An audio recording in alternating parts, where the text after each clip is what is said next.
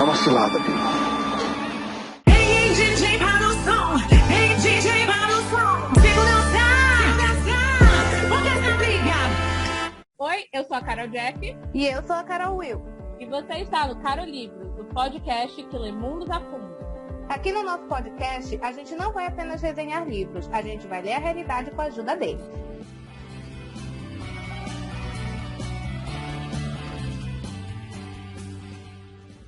Hoje a gente vai para o nosso segundo episódio do nosso segundo combate, que é Amor versus Cilada.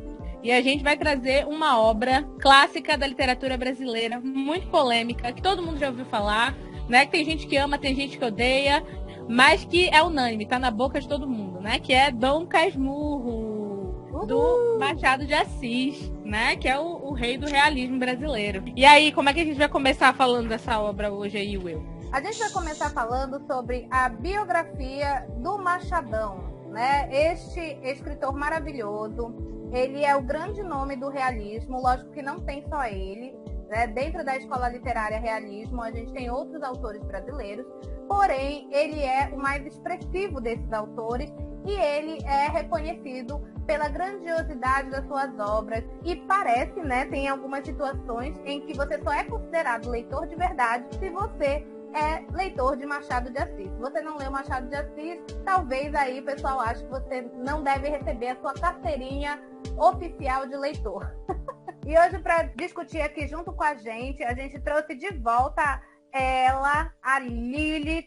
A gente não deixa ela em paz, entendeu? Vai gravar episódio, a gente vai lá atrás dela e fala, não, vamos gravar. Oi, voltei Brasil. Dessa vez animada? Animadíssima. Pra ferrar com o Bentinho. Quem não, né? Quem não quer? Quem não quer? O Machado de Assis, ele nasceu em 21 de junho de 1839.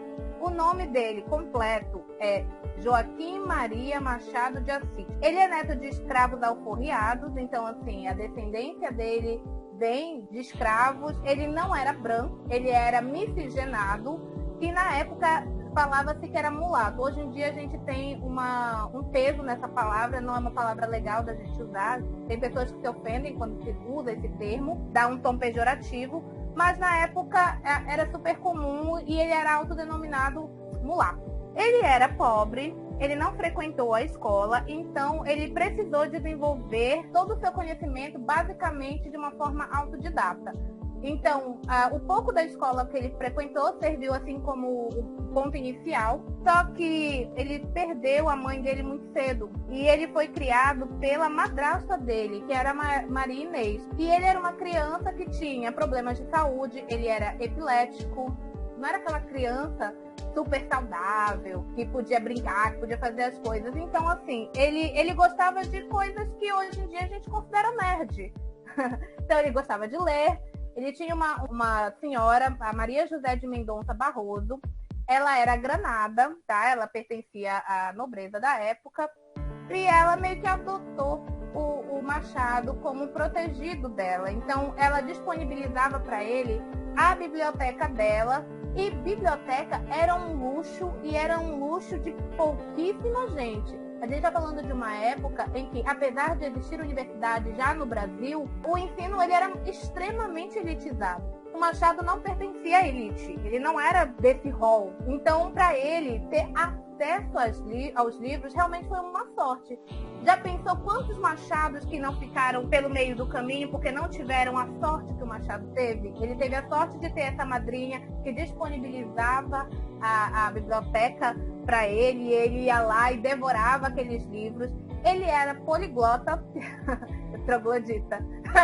Ele era poliglota, ele falava além de português, francês e inglês, tá? E outras línguas aí, mas acho que ele mais trabalhava era o francês e o inglês. E o francês ele aprendeu com um padeiro da padaria que a madrinha dele era dona. Essa madrinha rica dele, né, a Maria José, tinha um padeiro que trabalhava nessa padaria, ele era imigrante, ele era francês. Então ele ensinou pro Machado francês, e aí o Machado pegou essa base com ele e foi destrinchar o conhecimento dele lendo obras em francês. Olha que chique, né, gente? Ler obras em francês. Eu penso isso é uma coisa muito refinada. Então ele era autodidata. Quando ele colocava na cabeça dele que ele queria aprender alguma coisa, ele ia atrás desse conhecimento. E além disso, ele jogava xadrez. Por isso que eu falei que ele era nerd. Gostava de ler, jogava xadrez. Ele era exímio nessa arte de jogar xadrez. Ele gostava bastante. Então a gente poderia considerar o Machado um nerd do século XIX, tá? Aos 14 anos, ele ficou sem o pai também, sendo que a mãe dele já tinha morrido e a irmã dele também morreu.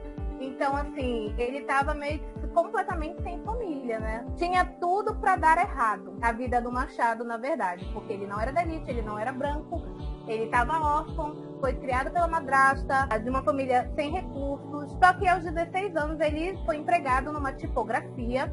E nessa tipografia, ele tinha acesso a muitos materiais. A tipografia era o local onde as pessoas faziam a edição e a publicação de livros. Entre aspas, imprimiam, porque imprimir é um conceito novo, né? Um conceito do nosso século já. Mas naquela época, essas máquinas de tipografia eram que faziam com que os livros fossem veiculados. E ele trabalhou nessa tipografia e teve os primeiros versos dele colocados num jornal. O jornal chamava A Marmota. Nome também bem peculiar. Ele conseguiu colocar os versos dele.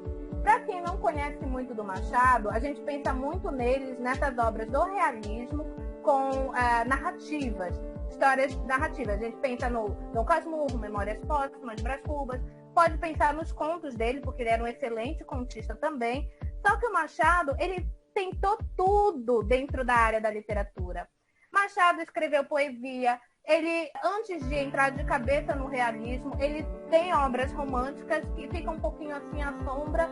Tem gente que não considera boa, mas também as pessoas não são obrigadas a ser boas em tudo, tá? Até que o Machado era foda, mas ele não precisava ser bom em tudo, e ele realmente achou o caminho dele quando ele entrou no realismo. Quando ele escreveu a primeira obra dele realista, que foi Memórias Póstumas, não foi Dom Casmurro. Em 1860, ele conseguiu uma vaguinha ali para colaborar no Diário do Rio de Janeiro. A colaboração é você publicar alguns dos seus textos nesse jornal. E ele tinha, gente, até comédias teatrais. O Machado, ele tentou tudo. Ele escreveu poesia, ele escreveu narrativas românticas, narrativas realistas, textos teatrais, enfim. Em 1879, ele se casou com a Dona Carolina Augusta Xavier de Novaes. Olha que nome gigantesco. E ela tem esse nome gigantesco não à toa, porque ela era de uma boa família. Só que ele se casou sem o consentimento da família dela, porque o Machado, ele tinha uma má fama. Vocês sabiam disso, meninas? Que o Machado tinha uma má fama nessa época? Não. Eu sabia, porque eu já tinha ouvido falar também, mas ele era tipo galinha, né? Gador? Boêmio. Boêmio é a palavra. Ele era boêmio. Nunca pensei. Pois é, né? A gente pensa... Bad boy. Quando a gente pensa Machado, a gente pensa numa coisa tão austera, né? Tão séria. Mas o Machado era boêmio. E essa boemia dele não era uma coisa ruim. Porque nesses ciclos de boemia é que você conhecia as pessoas. Principalmente dentro do circuito literário. Então ele tinha amizades, assim, que eu fico até chocada de pensar tantos gênios juntos. É estranho a gente pensar, porque todo mundo da literatura naquela época praticamente se conhecia. Ali no Rio de Janeiro, né? Não estou falando todo mundo Brasil. A gente sabe que o centro cultural, nessa época do Machado... Porque Brasil era Rio de Janeiro. Brasil era Rio de Janeiro nessa época. Essa era só mato. Porque era a capital do Brasil, foi onde a família real morou, né, durante o Império. E eles investiam muito naquela sofisticação lá no Rio de Janeiro. Então, todo esse circuito literário ele ficava meio que restrito ali. A gente tinha pessoas de outros locais, como o José de Alencar, né, que era do Ceará, mas tudo girava ali em torno das coisas no Rio de Janeiro. E ele tinha uma vida considerada boêmia e ele se casou sem o consentimento da família. Ele conheceu primeiro o irmão da Dona Carolina. Ele trabalhou com o irmão da Dona Carolina por um tempo. E aí, né, coisa vai, coisa vem. Ele se interessou pela irmã dele. Mas o pessoal não curtia, não olhava com muitos bons olhos. E aí a gente tem que pensar também se não era só esse fato dele ser boêmio, não. Como a gente já falou, ele não era branco, né? Ele era mestiço, uma raça misturada. Ele era considerado mulato. Então isso também, com certeza, deve ter pesado aí nessa escolha da Dona Carolina. Não dela, mas da família dela, de não aceitar o relacionamento e tal. Em 1874, ele lançou A Mão e a Luva, que é uma obra romântica. E em 1876 ele lançou Helena, que também é uma obra romântica. Eu nunca li nenhuma obra romântica do Machado, tá? Então eu não sei dizer se ela é boa ou não é. Eu escuto muitas críticas dizendo que não é boa. Mas com essas duas obras ele teve o reconhecimento do público e da crítica. Então sim, o Machado ele pôde usufruir dos frutos das suas obras literárias ainda em vida, o que também é uma raridade. A literatura normalmente, principalmente esses clássicos mais antigos, a gente tem o autor morrendo para poder ser reconhecido, ou sendo reconhecido no final da vida. Luís de Camões morreu, foi enterrado numa cova que ninguém sabe onde fica, ninguém ligou, ele morreu na miséria e hoje ele é considerado um dos maiores autores da língua portuguesa. Só que aí depois acharam os textos dele, que inclusive é Os Lusíadas, e o que é essa obra, porque para você escrever todos aqueles poemas, com todos aqueles versos, tudo rimando, seguindo a mesma métrica, seguindo tudinho, é difícil. Então Machado, ele teve o seu reconhecimento sim, enquanto em vida. Ele teve esse reconhecimento por essas obras românticas, só que isso não parou ele, né? Ele não parou ali no romantismo. O romantismo teve a sua importância, teve a sua expressividade, a gente não pode colocar nesse nível, né? Mas assim, ele foi para o realismo, e no realismo, sim, ele se consolidou como um grande escritor. Ele era funcionário público, porque em 1892 ele foi diretor-geral do Ministério da Aviação. Isso queria dizer o quê? Que o Machado, ele tinha estabilidade financeira. Então, digamos assim, que ele estava tendo uma vida confortável. E eu acho que muito mais do que justo, considerando todo o passado pregresso triste dele, né? De ser uma criança órfã, sem pai, tendo que ser apadrinhado, o que foi uma sorte, tendo estudado, mesmo que de forma autodidata. Então, ele tinha essa estabilidade porque ele estava no serviço público. E aí, a carreira dele como escritor pôde, digamos assim, ficar livre, porque a preocupação financeira, né, ela pesa, principalmente em pessoas que têm uma estabilidade muito grande. Você vai se preocupar em quê? Em publicar o seu livro ou comprar a sua comida para comer? Né? Então, as prioridades elas têm que ser definidas, e o Machado conseguiu essa estabilidade financeira, e aí ele conseguiu dar vão para toda a criatividade da obra literária dele. Em 1880, ele fez essa mudança do romantismo para o realismo, publicando o Memórias Póstumas de Brás Cubas em 1881. E aí ele apresentou nessa obra todas as características que hoje fazem com que ele seja considerado um grande escritor. Ele apresentava ironia, pessimismo, crítica e reflexão sobre a sociedade brasileira. Essa habilidade do Machado de dizer sem dizer é o que faz dele conhecido, amado e ovacionado até hoje. E em 1897 aconteceu um marco histórico, assim, que eu acho que o Machado ele devia estar muito empolgado, muito feliz com o que aconteceu, que foi a fundação da Academia Brasileira de Letras. Foi o primeiro presidente, e a cadeira dele é a de número 23. A Academia Brasileira de Letras, ela foi fundada não apenas pelo Machado, foi uma reunião de pessoas da literatura da época que se juntaram, mas ele era um nome maior. E ele tinha muito essa vontade de criar uma academia brasileira para nós, que foi fundada seguindo as ideias e os formatos dos franceses, da Academia Francesa, né, de Letras. E tem muita gente que se pergunta por que ele não é a cadeira número 1. Mas eu acho que o Machado, ele era humilde. Ele não tinha esses ideais de grandeza, de se sentir o melhor. Mas ele amava muito a literatura. E o discurso dele, de posse, foi muito, muito, muito simples. Mas a gente percebe todo esse carinho que ele tinha. E ele se dedicou para a Academia Brasileira de Letras de corpo e alma, principalmente porque logo em seguida não, um tempinho depois a esposa dele morre, e ele amava muito a esposa dele. Ela morreu em 1904, e isso foi um abalo emocional muito grande para o Machado. Ele ficou muito triste, a saúde dele, que já não era boa, né, porque uma pessoa epilética tendo que cuidar da sua saúde naquela época. Hoje em dia a gente tem um tratamento muito bom nesse ramo, né? A ciência evoluiu, a gente tem como manter uma vida boa, tranquila, mesmo tendo essa condição, mas na época do Machado não era bem assim. Então a saúde dele já era debilitada, mas com a morte da esposa dele ficou pior. Foram 35 anos de casamento, sendo que ela era um pouco mais velha que ele.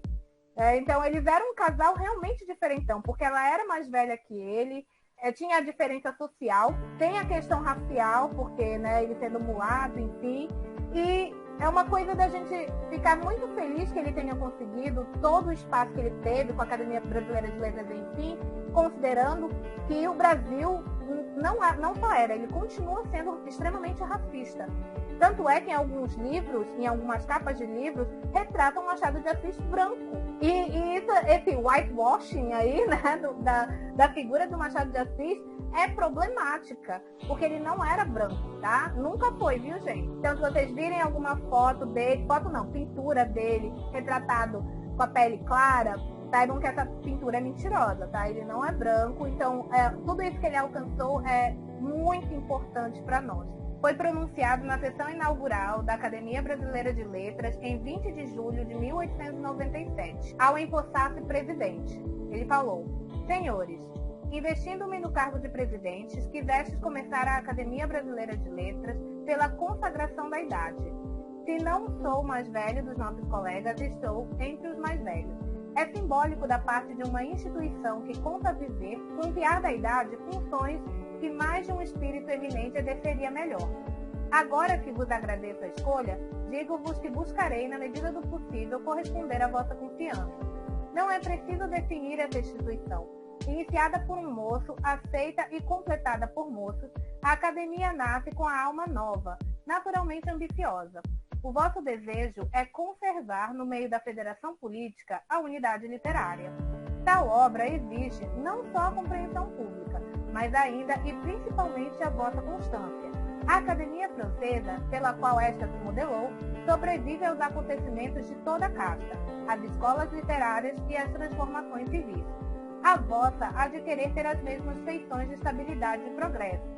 Já o batismo das suas cadeiras com os nomes preclaros e saudosos da ficção, da lírica, da crítica e da eloquência nacionais é indício de que a tradição é o seu primeiro voto. Cabe-vos fazer com que ele perdure. Passai aos vossos sucessores o pensamento e a vontade iniciais, para que eles os transmitam aos seus e a vossa obra seja contada entre as sólidas e brilhantes páginas da nossa vida brasileira, que está aberta à sessão. O que vocês acharam aí do discurso do nosso Machadão? Aquele meme da Gretchen: conceito, coesão e aclamação. Sim, humilde, como você disse.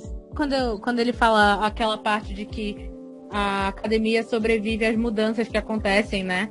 Na literatura, na sociedade. Não importa o que está acontecendo, de que lado da história você tá, a gente vai cumprir o papel de prezar pela preservação da literatura.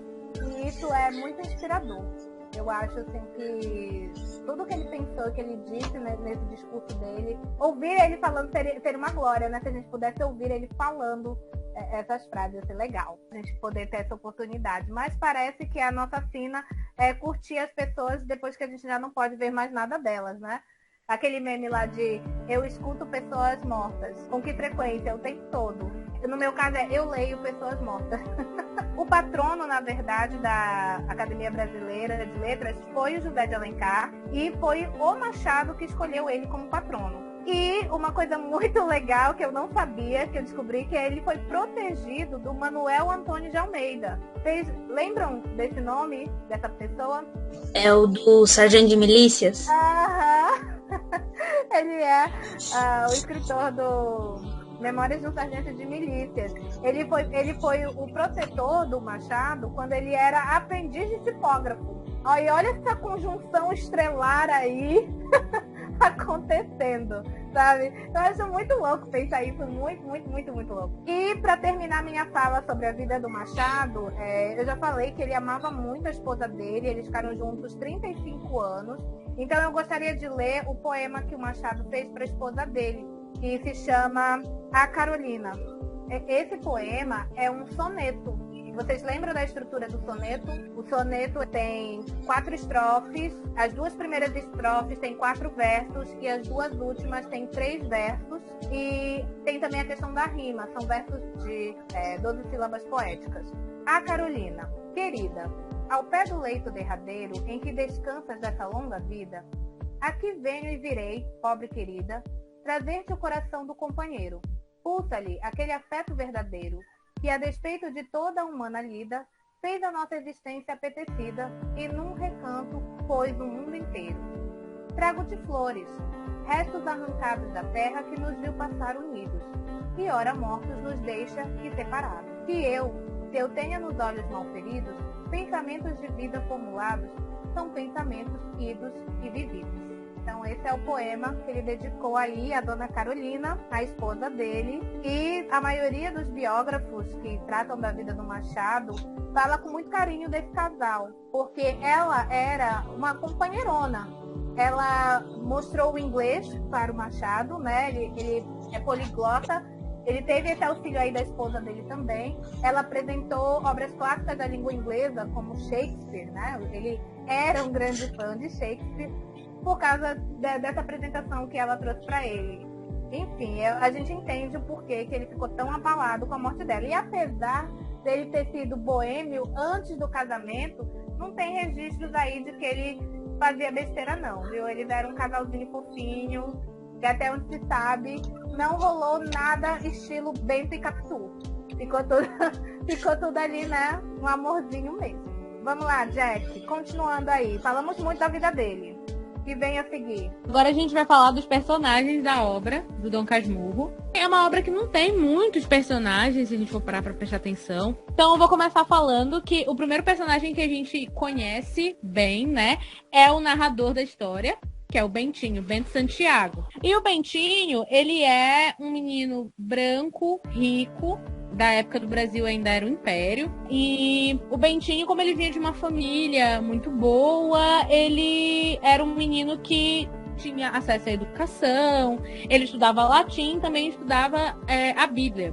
Isso porque ele foi prometido, né, enquanto ele ainda estava na barriga da mãe dele, a ser padre.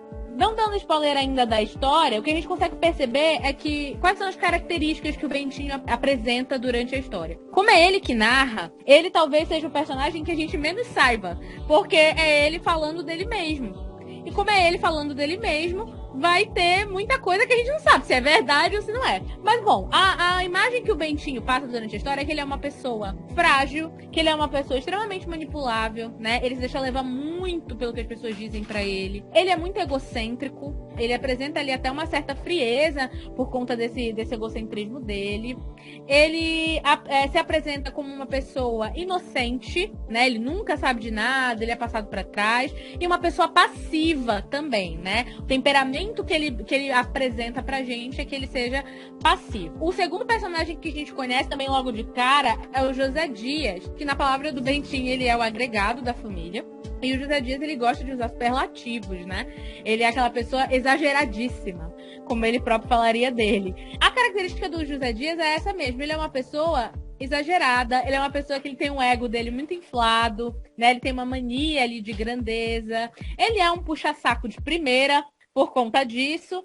E ao mesmo tempo ele tem uma vaidade ali muito grande e também uma astúcia muito grande. Ele é muito dissimulado, o José Dias. A bem da verdade é essa. Essa dissimulação dele dá a capacidade dele fazer as manobras ali de xadrez que ele faz para poder se manter dentro da família dos Santiagos, né? Para não perder a posição dele dentro da família. O outro personagem que a gente conhece é o tio Cosme. O tio Cosme, ele não tem grandes traços de personalidade, ele não é tão explorado durante a história, só porque a gente sabe que ele é um tio viúvo que mora na casa da mãe do Bentinho. Ele é gordo, isso é uma característica que o Bentinho gosta de enfatizar mesmo, gordo, corpulento, né? Ele não consegue nem subir no cavalo sem fazer várias pausas durante a movimentação para respirar. Mas ele também é advogado, mas ele não trabalha tão bem assim. O Bentinho diz que ele trabalha, mas ele não ganha muito bem. Então meio que ele tá ali vivendo também por uma questão financeira, ele recebe ali o suporte da irmã dele, porque ele é irmão da mãe do Bentinho. O outro personagem que a gente conhece é a prima Justina, que também mora na casa do Bentinho. Ela também é viúva. Ela é considerada amarga, rabugenta, ela fala mal de todo mundo, ela tá sempre procurando defeito nas pessoas, ela é aquela pessoa que não gosta de ninguém, ela nunca tá feliz com nada, ela tá sempre falando mal, procurando defeito nas pessoas, né? Aquela típica velha futriqueira, rabugenta que a gente já deve ter conhecido na vida. O interesse amoroso do Bentinho, que também é o outro protagonista da história, é a Capitolina, ou pros íntimos, Capitu. A Capitu, ela é um personagem enigmático do início ao fim da obra, porque o Bentinho, como é ele que tá narrando, ele não é específico na hora de descrever a Capitu. Então a gente tem algumas características físicas dela sendo apresentadas, né? Ela é muito bonita, ela é cheia, o cabelo dela é escuro, né? Ela tem olhos de ressaca, como o próprio Bentinho fala, que é aquele olho que parece uma onda quebrando na praia, que suga você pra dentro, né? A Capitu, ela é um personagem enigmático porque a gente tá sempre ouvindo falar dela, mas a gente nunca sabe exatamente como é que ela pensa, entendeu? Então a gente tem várias pessoas manifestando a opinião sobre a Capitu ao longo do livro.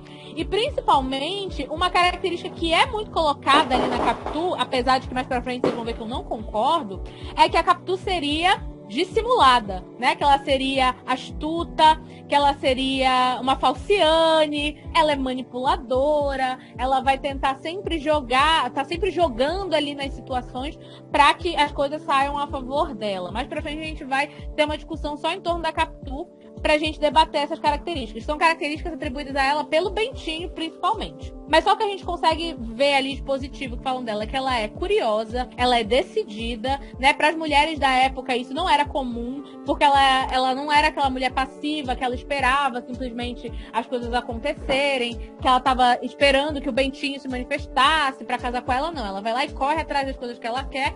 E ela também tem aquele traço vaidoso, sedutor, entre aspas, em que ela tem aquela coisa da imagem dela gostar de ser vista, pelo fato dela ser bonita. Mas, de novo, isso tudo é o Bentinho falando. Então não temos como saber se era assim mesmo. O Pádua é o pai da Capitu. A família da Capitu é uma família pobre, não é igual a família do Bentinho, que é uma família abastada, né? Então, o pai dela é funcionário público, né? Ele não ganha tanto assim. E ele também não tem grandes traços da personalidade dele. Só que ele é um homem que ele prezava muito pela ascensão social dele. Quando ele teve ali uma melhora de salário, uma ascensão de posto na repartição pública onde ele trabalhava, ele procurou tentar melhorar o estilo de vida da família para eles poderem ser mais compatíveis com o resto dos vizinhos que eles tinham, que eram casas mais abastadas. E quando ele perde esse emprego, ele sente isso muito. É uma ferida no ego dele, ele ser rebaixado no emprego e voltar para um salário menor. Ele chega até a cogitar suicídio por causa disso. Isso é um grande abalo para ele. Então, o que fica claro é que o Pádua, apesar de ser um homem humilde, ele era um homem que ele prezava muito por essa questão dele conseguir ascender socialmente com a família dele, para que eles pudessem estar ali compatível com os vizinhos e com as pessoas que eles conheciam também. Tá? Isso era importante para ele. A mãe da Capitu é a Dona Fortunata. A gente também não tem muito o que falar dela, não é apresentada ali muitas características, só que ela é a mãe da Capitu mesmo. O Pedro Santiago e a Dona Glória são os pais do Bentinho. E só o que você sabe do pai do Bentinho é que ele era um deputado no Rio de Janeiro, e ele faleceu quando o Bentinho ainda era muito, muito criança, então o Bentinho não tem muitas memórias sobre ele. A Dona Glória, que é a mãe dele, nas palavras do Bentinho, é uma santa. O Bentinho só fala bem da mãe dele, ela é uma mulher casta, católica, pura, boa de coração, é um anjo na terra. Ele fala isso com todas as letras, né? A mãe dele, pra ele, é a melhor pessoa que existe no mundo e ninguém se compara com ela. E a Dona Glória, ela também é tida como muito generosa, ela é uma mulher amável, uma mulher que não vê maldade em nada, ela é até meio ingênua, digamos assim, por conta dessa grande amabilidade que ela tem dentro dela. O Bentinho pinta ela como uma mulher muito ingênua. Os últimos personagens que a gente vai ter contato é o Escobar, que é o melhor amigo do Bentinho. E aí, aspas, para essa parte do amigo. Também iremos, né, discutir isso daí. O Escobar, ele é um rapaz bonito, eloquente. O Bentinho conhece ele no seminário. E a descrição que o Bentinho faz dele é que ele tem uns olhos assim meio furtivos, né? Aquela pessoa que parece que ela tá de olho em tudo, que ela tá antenada em tudo, sabe? Eu tô aqui, eu só observo, né? Come pelas bordas. Essa era a impressão que o Bentinho passa, né? Quando ele descreve o Escobar, e depois a prima Justina fala ali a mesma coisa, né? Que ele tem um olhar um pouco ali do tipo daquela pessoa que, quando ela chega no ambiente, ela só observa para catar e para poder usar as coisas, digamos assim. Essa era a impressão que ele passava. Mas, tirando isso, o Bentinho descreve ele como uma pessoa maravilhosa. Ele tinha uma cabeça boa pros números, ele era inteligente, ele era amável, ele era sincero, ele era companheiro, enfim. O Bentinho é só elogio. Era Deus no céu e Escobar na terra. Se bobear, Escobar no céu também. O outro personagem que aparece de maneira, assim, não muito explorada, mas que vai ter uma importância na história, é a Sancha. A Sancha, ela é a melhor amiga da Capitu e, posteriormente, ela se torna esposa do Escobar. Não é falado muito sobre a personalidade da Sancha, a gente sabe pouquíssimo sobre ela. Porém, ela tem ali, em um dado momento da história, uma importância que a gente vai ver mais pra frente, que ela vai estar envolvida aí em alguns eventos que vão dar o grande enredo da história. A Capituzinha é a filha da Sancha com o Escobar. Eles dão, sim, o mesmo nome da Capitu. Achei isso meio estranho. Também a gente não sabe muito sobre a menina, não é falado. E o filho da Capitu com o Bentinho é chamado de Ezequiel, em homenagem ao Escobar. O primeiro nome do Escobar é Ezequiel, né? O Escobar é o sobrenome dele. Então, o Bentinho e a Capitu, mais o Bentinho criou, para homenagear seu amigo, bota o nome do filho de Ezequiel. E o Ezequiel também a gente não tem muitos traços dele, só que ele é um menino extremamente amável, que ele gosta muito do pai dele, é totalmente apaixonado ali pela figura do pai, que é o Bentinho. Ele vai para a Europa, ele vai estudar, é apaixonado por arqueologias, e é só isso que a gente sabe dele, tá? Então, esses são os nossos personagens principais, que vão estar girando em torno do enredo, mas os nossos protagonistas é o Bentinho e a Capitu, como vocês já devem imaginar. Eu vou falar um pouquinho, resumir, apesar de que a gente já tem uma ideia do enredo com a fala da Jack, mas eu vou resumir aí o que acontece na narrativa, né? O Bentinho, o Bento Santiago, ele resolveu escrever um livro sobre a própria vida depois de uma determinada idade. Ele já está, assim, um senhor, né? E resolve escrever, falar sobre a própria vida dele. Na verdade, não é nem falar sobre a própria vida dele. Ele fala que ele queria escrever um livro. Só que aí, dentre os assuntos que ele se interessava, tudo daria muito trabalho para ele conseguir fazer. Então ele fala, uma coisa que eu sei bastante que não vai me dar trabalho é a minha própria vida. Então eu vou escrever sobre ela. E aí ele começa a narrar. Ele narra desde a infância dele até a vida adulta. Apesar de que a infância em si, né, criancinha, a gente não tem tanto. É mais da fase dele adolescente até a vida adulta. Devido a uma promessa que a mãe dele fez, ele tinha que entrar para o seminário e se tornar padre. Ela fez essa promessa porque ela tinha perdido um bebê antes do Bentinho. E ela prometeu que se o próximo bebê vingasse e fosse um menino, né, um varão, ele seria transformado em padre em forma de agradecimento. E ela se apegava muito a essa questão dessa promessa, porque sim, o Bentinho, né, nasceu um menino e saudável, super bem. Então, ela se apegou a essa promessa e colocou desde pequeno o Bentinho para treinar para ser padre. Só que ela não contava que ele fosse se apaixonar pela vizinha. Então, ele vai para o seminário, mas ele vai apaixonado e querendo fugir desse destino que a mãe dele tinha traçado para ele. E lá no seminário, ele conhece o Escobar. Tanto ele quanto o Escobar entram no seminário, mas não se tornam padre. Nenhum dos dois vira padre. E aí, o Bentinho consegue se casar com a vizinha, a famosa Capitu. Eu diria que ela é mais famosa que o Bento, porque todo mundo sabe quem é a Capitu, mas às vezes a gente tem dificuldade de lembrar do nome do narrador da história. E gera em torno dessa situação dele com o Escobar e com a Capitu o maior dilema da literatura nacional, que é o traiu ou não traiu. Capitu traiu ou não traiu Bentinho com o Escobar? Tchan, tchan, tchan, tchan. Além de eu falar sobre esse resuminho da história, que é um resuminho bem curtinho mesmo, eu queria falar para vocês algumas coisas interessantes que já no começo do livro o Bentinho fala. Ele explica a origem do nome Dom Casmurro. Ele explica por que o nome do livro é Dom Casmurro. E isso acontece porque, num trajeto dele dentro do trem, um rapaz que ele já tinha visto algumas vezes, mas não conhecia muito bem, resolve mostrar os poemas dele para o Bentinho. Porque nessa época não era mais Bentinho, era Senhor Bento Santiago, né? Ele já tá aí passando da casa dos 40, 50 anos. Só que ele estava cansado e durante a leitura dos poemas ele acaba ali cochilando, dando umas pescadinhas enquanto o rapaz estava declamando a sua poesia. O rapaz ficou mega chateado e começou a chamar ele de Dom Casmurro. E aí, o Bentinho diz pra gente que a gente não precisa ir ao dicionário para saber o que significa casmurro.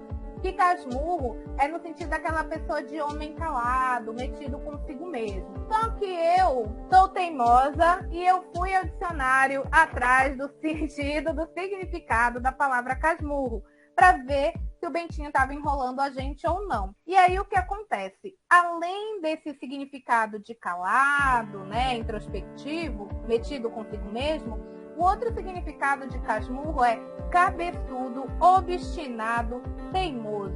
Então a gente tem um título dúbio para essa obra. Daí a gente tira que, assim, talvez não é uma boa ideia confiar 100% nas coisas que o Bento Santiago fala. E a parte do dom, né, que é tipo um título, eu quando tava lendo, eu ficava pensando assim, que não era dom porque ele era velho, tipo de senhor. Eu acho que era dom, porque dom é tipo título de nobreza, né? Então estavam querendo dizer assim, aquela pessoa cheia de si, né? O mitidão, Dom Casmurro, né? Dom porque ele tinha esse ar de metido, né? De eu sou muito importante, eu sou melhor do que você, não fala comigo.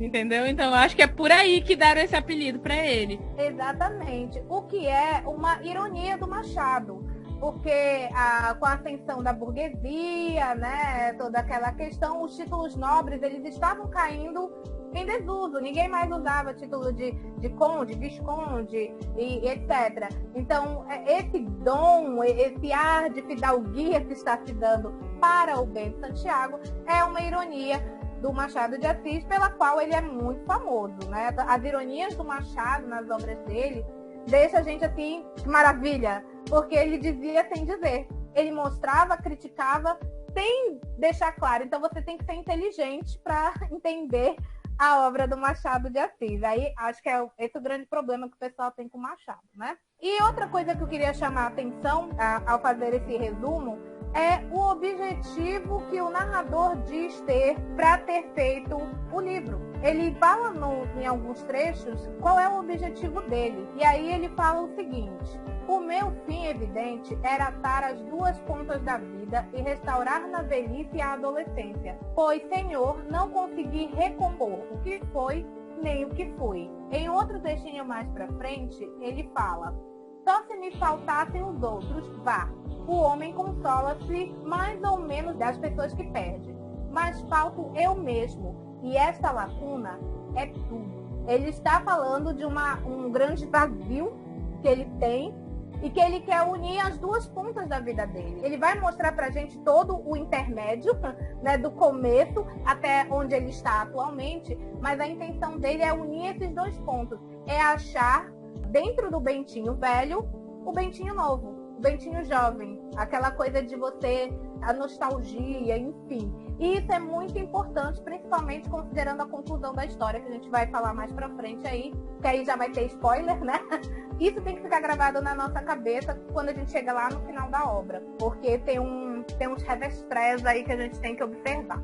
Uma coisa que agora a gente vai, né, começar a explorar na nossa discussão, mas é legal da gente saber, é que Dom Casmurro é um consenso entre os especialistas, apesar disso não ter sido falado explicitamente pelo Machado, foi inspirado na obra do Shakespeare, Otelo. Como a Will já falou, o Machado, ele era um grande fã de Shakespeare. Não foi que ele tentou refazer a história, não foi exatamente isso. Ele se baseou no enredo, mas ele acabou dando uma outra roupagem para essa história. Para quem não conhece a história do Otelo, eu acho que é muito interessante, principalmente já estamos munidos da informação de quem apresentou para ele Shakespeare foi a Dona Carolina, porque Otelo, a história basicamente é assim, é um cara que ele tem a cor da pele escura e ele se apaixona por uma mulher branca, a Desdémona.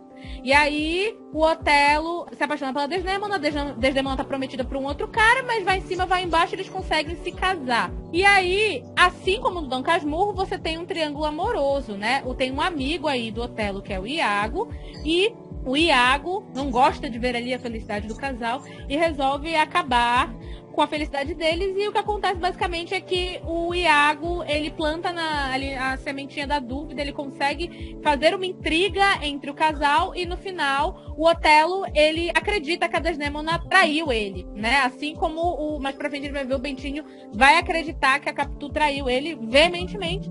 E só que diferente do Dom Casmurro, é uma tragédia, né? É uma tragédia do Shakespeare, então termina em quê? Em morte. E o Otelo vai lá e mata a Desdémona. E por que eu tô citando o Otelo? Não só pela inspiração da obra, mas porque o homem de uma outra etnia se apaixonar por uma branca, contra a vontade da família e casar, tem muito a ver ali com a história de vida do Machado. Se a gente for fazer ali uma análise pro Dom Casmurro, né? Quem seria o Otelo, na verdade? Não seria o Bentinho, por incrível que pareça, porque o Otelo, ele tava numa posição social desvantajosa em relação a Desdémona. E aqui quem tá em desvantagem é a Capitu. O que é interessante, porque no final é o Bentinho que acredita na traição, então a gente logo pensa, o Bentinho é o Otelo, mas na verdade, isso daí como se fosse uma espécie de ironia que ele tá fazendo com a história. No Otelo é aquela fórmula básica de tragédia, o homem mata a mulher porque ele foi corrompido e todo mundo morreu, acabou. No Dom Casmurro, o Machado de Assis adicionou camadas nessa história, ele adicionou complexidade. Nesse caso, a traidora era a pessoa que estava em desvantagem social. E isso talvez tenha sido de caso pensado, porque o Machado de Assis, ele trabalha muito bem a figura feminina daquele momento histórico. Ele quis adicionar complexidade à Capitu. Mas, ao mesmo tempo, ele verte parte da paranoia do Otelo no Bentinho, que era uma pessoa privilegiada socialmente. E essa paranoia dele é calcada em comentários que partem dele ser socialmente superior a Capitu. Do tipo, ela tá contigo, mas será que ela tá interessada no que você vai proporcionar pra ela? Será que ela não tá com você só pelo que você tem a oferecer? Será que ela não tá dissimulando os sentimentos? Então, o Machado de Assis brinca com essa dinâmica de Otelo de uma maneira muito legal. Então, ele adiciona camadas nessa história que basicamente era uma história simples, né? Simples, eu não tô querendo desmerecer o Shakespeare, eu tô querendo dizer que ela era aquela história previsível, que a gente já meio que já sabe qual que é o final. Vai acabar em desgraça, né? E aqui acaba numa desgraça totalmente imprevisível, porque não tem morte, porém a gente tem uma simbologia muito forte aí do Bentinho se matando ao longo do processo, ele perdendo quem ele é e vindo com esse objetivo no final da vida que foi colocado pela Will, de querer resgatar quem ele era anteriormente, né, na juventude, porque ele já se perdeu tanto ao longo dessa jornada dele que ele não se reconhece mais. Só que o fato dele não se reconhecer não significa que ele mudou a perspectiva dele sobre a situação, porque a gente vê que não, que do início ao fim ele é muito convicto de que sim, ele foi traído. Então, vale a pena para quem se interessar ler Otelo também, fazer esse comparativo e ver como o Machado, de uma maneira muito inteligente, ele conseguiu adicionar essas brincadeiras nessa história que era uma história de trio amoroso simples. Ele deu uma complexidade maior pro trio amoroso Bento, Capitu e Escobar. É tudo muito mais complexo, principalmente quando a gente começa a analisar as relações entre eles três. Outra coisa que é legal da gente falar é as teorias da conspiração em torno de Dom Casmurro, que tem muita, gente. Não é uma, não é duas, não é três, são muitas. Eu vou citar aqui algumas que eu achei na internet, tá, gente? Não tem nada comprovado, não é nada de especialista, mas faz sentido quando você lê o livro. A primeira, e acho que a mais famosa, né, que todo mundo também acho que já até tá tomando como verdade, e eu concordo que eu acho essa teoria super assim, eu tenho quase certeza que é isso aí mesmo. É a teoria de que, na verdade, o Bentinho não era apaixonado pela Capitu, ele era apaixonado pelo Escobar. O Bentinho seria o G do LGBT, gay. E aí, o que tá acontecendo ali na história? Não sei se gay ou se bi, mas enfim. Fato é que o alvo, né, do amor e dos ciúmes não seria a Capitu, seria o Escobar. Nessa teoria, o que eles falam? A gente tem vários trechos das nossas obras mostrando como o Bentinho dedicava ao Escobar uma grande afeição, um grande amor, né? Aquela coisa que transcendia ali a amizade convencional, né? Ele segredava tudo ao Escobar. O Escobar parecia responder os sentimentos do Bentinho. Ele parecia que tinha uma reciprocidade ali deles. Então, eu vou citar aqui algumas partes para vocês terem uma ideia desse amor enrustido, colocado nas entrelinhas no Dom Casmurro. Isso é no capítulo 56 do livro. É quando ele conhece o Escobar. Olha como ele descreve o Escobar. Eis aqui outro seminarista. Chamava-se Ezequiel de Souza Escobar. Era um rapaz esbelto, olhos claros, um pouco fugitivos, como as mãos, como os pés, como a fala, como tudo. Quem não estivesse acostumado com ele podia acaso sentir-se mal, não sabendo por onde lhe pegasse. não fitava de rosto, não falava claro nem seguido. As mãos não apertavam as outras, nem se deixavam apertar delas, porque o dedo, sendo delgado e curto, quando da gente cuidava tê-los entre os seus, já não tinha nada. Então aqui é a primeira impressão que ele tem, né, do Escobar como um cara bonito e misterioso, fugitivinho. Ai, meu Deus, ele não tá nas minhas mãos, a gente tenta tocar e não é o que a gente espera, né? A gente vê ali uma certa, como é que eu posso dizer? Ele se sente intrigado pelo Escobar, ele acha o Escobar interessante. E daí pra frente, tem uma cena que é a cena em que o Escobar começa a frequentar a casa do Bentinho. Ele vai se despedir do Bentinho ali, porque ele foi fazer uma visita, a família do Bentinho ama ele de paixão, e ele vai se despedir do Bentinho. E o Bentinho descreve a despedida deles, né, como uma despedida cheia de carinho, de afeto, que despertou ali um certo ciúmes da Capitu, ou uma certa incerteza dela. Então, esse trecho que eu vou citar aqui, gente, é do episódio 71, que chama A Visita de Escobar. E aí ele fala assim, ó: Escobar despediu-se logo depois do jantar. Fui levá-lo à porta, onde esperamos a passagem de um ônibus. Disse-me que o armazém do correspondente era na Rua dos Pescadores e ficava aberto até às 9. Ele é que não queria demorar fora. Separamo-nos com muito afeto. Ele, de dentro do ônibus, ainda me disse adeus com a mão. Conservei-me à porta, a ver se ao longe ainda olharia para trás, mas não olhou. Que amigo é esse tamanho? Perguntou alguém de uma janela ao pé. Não é preciso dizer que era Capitu. São coisas que se adivinham na vida como nos livros, sejam romances, sejam histórias verdadeiras. Era a Capitu que nos espreitava desde algum tempo por dentro da veneziana. E agora abrira inteiramente a janela e aparecera. Viu as nossas despedidas tão rasgadas e afetuosas e quis saber quem era que merecia tanto. Então aqui nesse trecho a gente vê a própria Capitu, né, segundo essa teoria da conspiração, já tendo ali um sinal de que era sinal vermelho, esse amigo vai me roubar. Eu vou perder aqui o boy pro outro boy. E a gente tem outros vários momentos aí que a gente vai comentar mais pra frente. Então essa teoria da conspiração aí é uma teoria muito legal e que eu acredito nela, na verdade. Eu acho que realmente o negócio fica tão dito pelo não dito ali, mas insinua muito bem esse relacionamento afetivo, amoroso ali entre Escobar e Bentinho. E aí fica aí essa pensata. A última coisa que eu quero falar aqui, depois dessa teoria da conspiração, é que, como a gente já mencionou, essa obra é considerada um dos marcos do realismo brasileiro, então ela tem um peso histórico muito importante. O realismo foi um movimento que surgiu em contraposição ao romantismo, então se no romantismo se idealizava tudo, no realismo a gente queria falar sobre a verdade, sobre relações verdadeiras, os amores imperfeitos, as pessoas imperfeitas, então você tem muita ironia fazendo parte ali da escrita do realismo, e a ironia é um ponto forte dentro de Dom Casmurro. Você tem que ler sabendo que muitas vezes o Machado tá fazendo uma graça, ele tá querendo fazer o dito pelo não dito ali, mas principalmente o objetivo do realismo era ironizar ou então relatar as desigualdades sociais, mas também as peculiaridades da vida burguesa. Na verdade, eles queriam ver como a vida burguesa, que era uma vida de grandeza, uma vida de dinheiro, lembrando que o realismo é ali na segunda metade do século XIX, ele se inicia na Europa durante a segunda Revolução Industrial, então a gente tem uma ascensão da burguesia nesse período.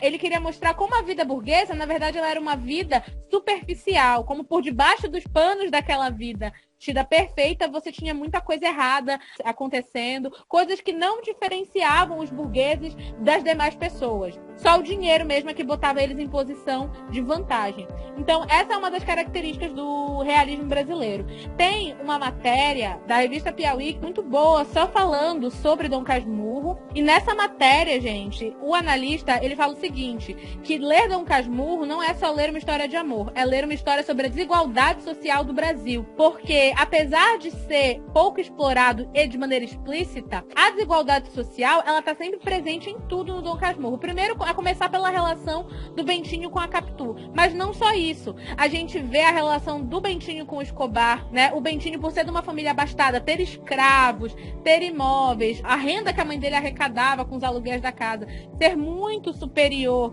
ao salário dos funcionários públicos da época, do próprio pai da Capitu, do próprio Escobar, que depois vai trabalhar como comerciante. O estilo de vida como sendo, na verdade, um divisor de águas.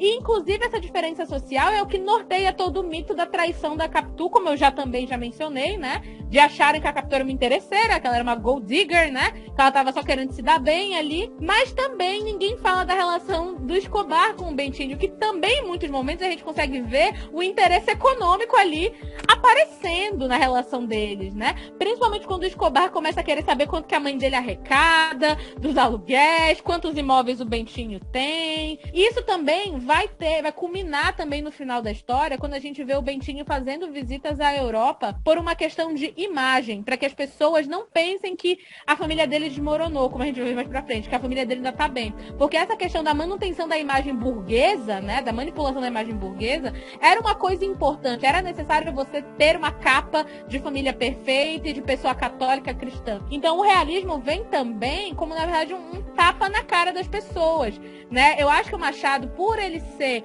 uma pessoa que não era da elite, mas que acabou convivendo com muita gente da elite, porque ele acabou entrando posteriormente por conta da esposa dele, ele quis nessa obra também tentar desmascarar um pouco da hipocrisia burguesa que a gente tinha no Brasil nesse período. Tá? Então isso é uma coisa que a gente tem que prestar atenção, por mais que não seja o foco central da história. E agora a gente vai iniciar a nossa discussão e já estamos nesse tema, né? Porque o nosso primeiro tópico que a gente vai falar aqui é justamente sobre a escravidão no Brasil, retratada no livro. Então bora começar o nosso debate. Como eu falei anteriormente, o contexto histórico da obra, ele é um dos viés mais importantes, né? A gente tá vendo retratado no Dom Casmurro aquela época do Brasil em que a gente ainda era um império, porém o império já estava começando a entrar em crise, né? Já estava tendo muitos conflitos, muita pressão, principalmente vindo de fora, para que a gente se tornasse uma república. E aí, o fato da gente estar num contexto ainda imperial do Brasil, onde a gente já tinha uma monarquia com concentração de poder, o que a gente sabe que, historicamente, acaba criando situações de grande desigualdade social, porque quando você concentra o poder na mão de uma pessoa, só aquela pessoa e a panelinha dela tem acesso a tudo, a dinheiro, a saúde, a riqueza, a educação, a gente sabe que a gente tem toda uma população marginalizada. E isso ainda é agravado pelo contexto da escravidão, né? A gente ainda tem escravos aí na época do Bentinho. A família dele tem, né, dentro da casa, escravos que servem eles, mas alguns já tinham sido ali meio que alforriados, né? Já estavam meio que alugando a sua estadia na casa dos Santiagos. E aí, o fato da gente estar num contexto histórico de grande desigualdade social dessa época, vocês acham que isso é essencial pro enredo? Vocês acham que isso norteou o enredo de alguma maneira, gente? Eu vou fazer só um adendo aqui, aí eu passo a palavra para a Lilith, que é o seguinte: muitas pessoas, por um período grande de tempo, consideraram Machado uma pessoa alienada, no sentido de que ele não era militudo, ele não ia lá e falava escrachadamente sobre a questão da desigualdade social, do racismo, da escravidão, de todo esse processo que no Brasil a gente insiste em colocar panos quentes, como se a escravidão não tivesse sido tão ruim assim, como se, né, foi uma questão do momento. Os negros escolheram a escravidão, né? Eles vieram porque eles quiseram fazer turismo. Isso, a CBC foi lá, né? Foi lá buscar eles na África. Enfim, e isso é uma injustiça com a obra do Machado, porque toda a história dele, eu não sei dizer sobre do romantismo, porque eu nunca li nenhuma obra romântica do Machado, mas nas de realismo a gente percebe o tempo todo ele fazendo ironias e mostrando as desigualdades de uma maneira, entre aspas, suave. Você tem que sacar mesmo a ironia dele, porque se você lê pretensiosamente, se você não presta atenção direito naquilo que você está lendo, você pode pensar que aquela situação está toda bem, quando na verdade não. Ele está fazendo uma grande jogada de palavras ali para mostrar toda a desigualdade, essa questão dos escravos do Bentinho, já não era assim muito muito de bom tom de se falar sobre isso, né? Mas ele coloca na história. E aí as pessoas lá trabalhando e o Bentinho e o Escobar curtindo a vida, falando da beleza. Isso que eu ia falar. Tem essa cena, não dá nem pra dizer que é uma cena, porque o Machado ele gosta dessa coisa da sutileza, né? De não vamos falar diretamente, mas essa cena é muito explícita. E tem essa cena que o Escobar tá indagando sobre as posses do Bentinho, e o Bentinho tá falando, esse daqui é o escravo fulano que trabalha no jardim, esse daqui trabalha com isso, esse trabalha com aquilo. A gente tem mais escravos que ficaram na nossa casa no interior, na roça, e ele mostrando como se fossem objetos. O mais assustador é que o Bentinho mostra os escravos como se fosse parte do imóvel, entendeu? Tipo, ele tá apresentando ali o jardim, esse aqui é o jardim, aquela pessoa ali parada é o escravo. Tá, o fulano de tal. Aí, pra cá nós temos a cozinha. Essa aqui, a cozinheira é a escrava fulano. Então ele mostra como se fossem itens da casa, né? Como se não fossem pessoas. Mas pra eles eram, né? Pros donos dos escravos eram. Quando eles morriam, eles só substituíam. Aí morreu esse aqui, vamos colocar outro. Essa matéria que eu vi da Folha, né? O cara que tá fazendo a análise, ele também chega a mencionar isso, né? Que, na verdade, nesse período, apesar da escravidão, o sistema escravocrata já ter entrado em crise e meio que colapsado, ainda assim, você ter escravos, pós o colapso do sistema de escravidão, era um sinal de, como é que eu posso dizer, conservadorismo dos bons costumes, né? Então, não é mais legal você escravizar as pessoas, mas eu sou uma pessoa moda antiga. Eu sou uma pessoa que eu gosto das tradições. E aí você manter esse contingente de escravo ali dentro da sua casa era uma finese pra sua imagem. Você era cult, né? Aquela pessoa que valoriza o antigo. Isso também é bem colocado na história, principalmente através da imagem da mãe do Bentinho, porque a mãe do Bentinho ela era aquele ideal de mulher de bem. Ela era católica, rica, generosa, bom coração, boa mãe, amável, dócil, tudo de bom. E ela era dona de um patrimônio gigantesco, né? Tinha dinheiro pra cacete. E ainda tinha escravos dentro da casa dela. E isso mostrava que ela era uma pessoa tradicional, que prezava por esses costumes, né? Imperiais, digamos assim. Costumes esses que estavam começando a entrar em decadência, porque já se tinha uma discussão na Europa que depois foi trazida para cá pelos intelectuais, e quando eu digo intelectuais, eu digo ricos, tá, gente? Porque quem é que tem dinheiro para ir para Europa e voltar com as ideias diferentes era rico. Pobre que não era, né? Os ricos que iam para lá e viram a ascensão das burguesias em outros sistemas governamentais, trouxeram essa história para cá, porque eles queriam também ter mais participação política, né? E aí a nobreza começar a cair e tal, entrar em toda aquela crise. Mas assim, quando eles colocam a figura da mãe do Bentinho, apesar dela ser pintada como um anjo, você sabe aquelas mulheres que fazem aquela série Mulheres Ricas, que passava aí um tempo? Pois isso, que são umas mulheres milionárias, branca, loura, que falam um monte de merda. Pois é, pra mim eu imagino a mãe do Bentinho desse jeito, sabe? Mulheres ricas, o drama de você, da crise financeira para mulheres ricas. Agora, eu ia para a Europa e comprava 10 bolsas pradas, agora eu só volto com 2. Isso é a crise financeira para elas, entendeu? Então, pra mim, a mãe do Bentinho é mais essa figura, sabe? Daquela mulher rica snob, mas que é pintada como, pra dentro da sociedade, ela é considerada um modelo de mulher. Isso é uma coisa que eu acho muito escrota. Não sei se foi só eu que tive essa impressão. Você falou isso, eu lembrei de um vídeo que eu assisti hoje sobre a abolição da escravatura, né? Aí o cara tava imitando a princesa Isabel, né? Falando assim, tá, mas a gente vai libertar eles e vai fazer o quê? Vai ser como? Aí a pessoa fala, vocês vão trabalhar e vocês vão pagar eles. Aí, nossa, a gente vai pagar eles? Mas que absurdo, vai pagar os negros? Mesma coisa a mãe do Bentinho. Por que eu vou pegar um negro, gente? Que trabalha aqui também, tá gordinho. Eu acho engraçado, né, essa história, porque assim, eu não vou com a cara da mãe do Bentinho. Aliás, eu não vou com a cara de ninguém da família do Bentinho. Eu não gosto de nenhum deles. Porque assim, a mãe do Bentinho, ela me causa uma certa repulsa justamente pelo povo falar que ela é santa. Isso me deixa revoltada, entendeu? Como assim ela é santa? Por que ela é santa? Quais são esses critérios que determinam que ela é santa? Me mostra aí, cadê esse checklist? Eu quero ver se ela realmente se enquadra. Tanto é que quando ela falece, né, isso gera uma polêmica lá, porque o Bentinho quer colocar isso na lápide, aí tem que pedir autorização pro bispo, etc. Ai, Não gente, só não. tenta, como consegue, né? Na lápide dela não está escrito o nome Mas dela. não tá tem escrito- nada que o din-din não resolva.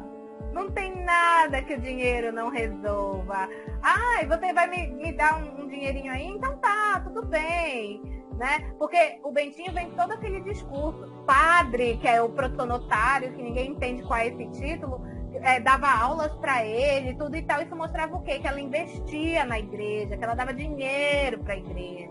Então, né, a gente tem toda essa situação aí, se resolveu. O Bentinho, ele tenta mostrar que ele era bem visto pelos escravos, né? Que eles falavam senhorzinho, codiquiti, não sei o quê. Quando o Escobar fica até chocado, porque ele fala, nossa, você tem um escravo para cada letra do alfabeto aqui, né? Ele falou, ainda tem mais os que estão alugados, que estão lá para nossa casa do interior, e tarará, tarará. Então, olha, todas essas falas aí, elas vão me indignando num nível que não tem comparativo, sabe? Não, o Bentinho, ele era um riquinho mimado. É o que ele é, não tem outra maneira. Sabe aquele meme da Barbie Ken, cidadão de bem, que eles estão sendo do lado do outro? O Bentinho era eu não sei se a Barbie, não sei se o quê, mas acho que mais pra Barbie, porque ele era também muito cheio de si. Apesar do Bentinho ele querer fazer aquela vibe de eu sou humilde, não, isso aqui eu tenho porque eu mereci, né? Não fico falando das minhas posses. Ele quer fazer essa vibe, ele é muito egocêntrico, ele é muito cheio de si. E tanto que tem aquela cena que o vizinho pobre dele falece, e aí convidam ele pra ir no enterro. E aí a mãe dele não deixa ele no enterro. A mãe dele não deixa, né? E aí o José Dias fala pra ele assim, que tipo assim, aquelas pessoas ali, aqueles pobres, não mereciam a presença do Bentinho. Então, o Bentinho tava acima daquilo ali. Pra que ele ia no enterro de uma pessoa pobre, ralé, sabe? E aí depois o Bentinho de início fica bravo, né? Ele fica bravo não porque ele queria ir no enterro, mas porque ele queria, né, usar o pretexto de ir no enterro pra ficar mais um dia em casa, pra poder ir lá namorar a Capitu. Mas aí ele fica bravo, só que aí depois ele diz que quando ele para pra pensar no que o José Dias, o argumento que o José Dias usou, ele gostou, fez sentido.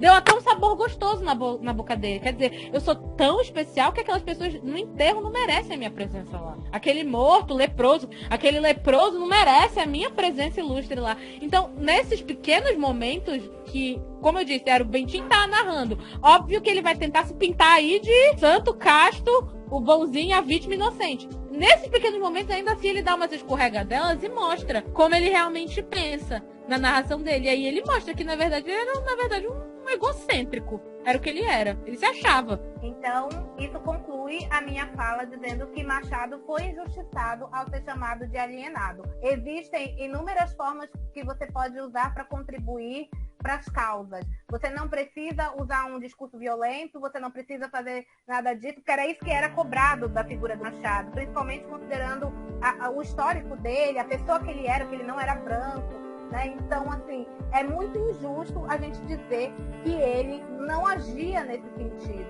tá? Você não precisa fazer um grande alarde para conseguir o seu intento, porque ele conseguiu tudo isso com a ironia. Tanto que a gente lê ele até hoje. A gente lê e a obra dele é muito atual. Aqueles coaches que te ensinam a comunicação não depreciativa, né? Já viu? Aquele pessoal, comunicação verbal não agressiva, né? Aqueles coaches, Machado de Assis já era um visionário. Ele já era assim. E eu acho que em casa, depois do livro dele publicado, ele devia ficar rindo muito. Ele devia dar muita risada. Porque quem ia consumir o livro dele era justamente a classe que ele estava criticando. Toma essa! Entendeu? Então eles iam ver ali. Mas provavelmente eles não entendem a crítica a eles, né? Pois é, né? Olha só. O que eu acho mais legal ainda. Que ele fazia Eles iam achar que era só mais uma história de amor. Só isso, uma história trágica de amor. Só isso. E com certeza para eles a Dona Glória, o Bentinho eram heróis, a Capitu que era a alpinista social. Alpinista social, gostei, né? É um bom termo. Essa coisa da escravidão no Brasil, gente, apesar dela não ser o foco explícito do livro, eu acho que, na verdade, ela é um dos temas principais da obra, porque se a gente for ver, tudo é desigualdade social. Tudo é uma crítica, na verdade, à desigualdade social. Porque, pensa, a Capitu, ela era curiosa, ela era, digamos assim, mais sagaz do ponto de vista intelectual que o Bentinho, porém ela não era munida das mesmas oportunidades que o Bentinho tinha. E isso não só por ela ser pobre, mas também por ela ser mulher, né? Mas também por ela ser pobre, porque se a Capitu fosse um garoto pobre, ela não teria aula de latim, ela não teria aula da Bíblia como o Bentinho tinha, ela não ia poder estudar as leis como o Bentinho foi estudar depois, se tornou bacharel em direito. A educação era muito elitizada, então eu acho que uma das principais críticas que ele faz também é nessa questão do acesso à educação. Porque o Bentinho, ele tem acesso à educação tão de mão beijada que ele não liga. E isso é uma coisa que dá pra ver. A Capitu queria aprender latim, mas ela acaba não aprendendo porque o padre já chega lá pra ela e diz que isso não é coisa de menina, que menina não precisa aprender. E a gente sabe que também não tem a ver só com isso, né? A Capitu, os pais da Capitu não poderiam pagar as aulas como a mãe do Bentinho pagava, né? E o fato do padre da paróquia ir ensinar o Bentinho mostra o quão enorme é a fortuna do Bentinho, o status social dele. Porque, olha só, vamos pensar o seguinte, o padre tem os afazeres dele, da vida.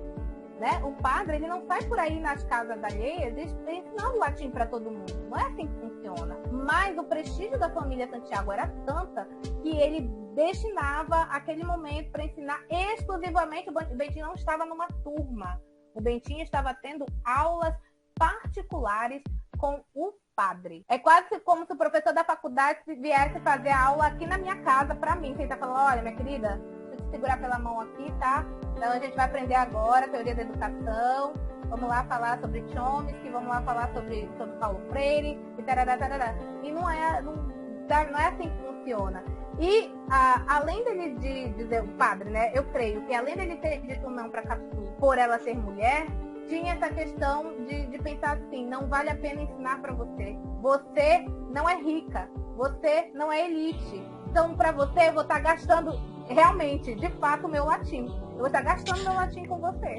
Isso que eu ia falar, porque se fosse ao contrário e a Capitu fosse da família rica, ele teria saído da casa dele lá para ensinar, mesmo ela sendo mulher. Ah, mas você é uma mulher diferenciada, você é uma mulher culta, então eu vou te ensinar, porque você merece esse aprendizado.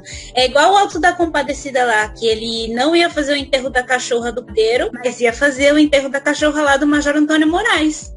Mesma coisa. Exatamente. Essa cena é muito boa. Inclusive, que animal inteligente. Sentimento nobre. E o Ariano Suassuna, ele faz muito o que o Machado faz, ele ironiza as situações. Eu assisti um vídeo de o Ariano Suassuna dando uma palestra para as pessoas financeiramente favorecidas, e vendo que nas obras do Ariano, ele critica muito essas pessoas, né? Quando chega lá no julgamento, o bispo, o padre, o pessoal que é mais abastado, a gente sabe o que acontece na história, né? Então, ele criticava e fazia ironias também, assim como o Machado, né? Então, o Machado deixa aí seu legado, mostrando aí que a gente pode sim, deve fazer graça com essas situações, não no sentido de só pura e simplesmente provocar o riso, ou pra gente dar aquela risadinha, né? Quando a gente lê, a gente fica tipo, mas sim pra gente refletir também sobre muita coisa. Então, a questão do padre com a Capitu, ele ter negado pra ela, não era só no fato do machismo, né? Dela ser mulher, mas é porque a gente sabe que tem essa história aí dela ser pobre. Então, não adianta gastar latim com pobre, né?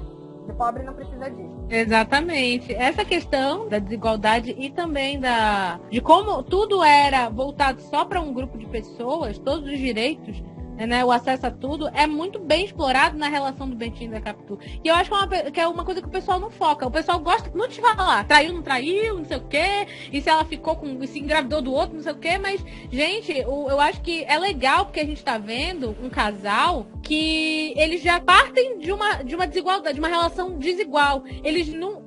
Que ela é mulher, tudo bem, você já botava ela abaixo dele, mas principalmente pelo fato dela não ser de uma boa família, de uma família tradicional.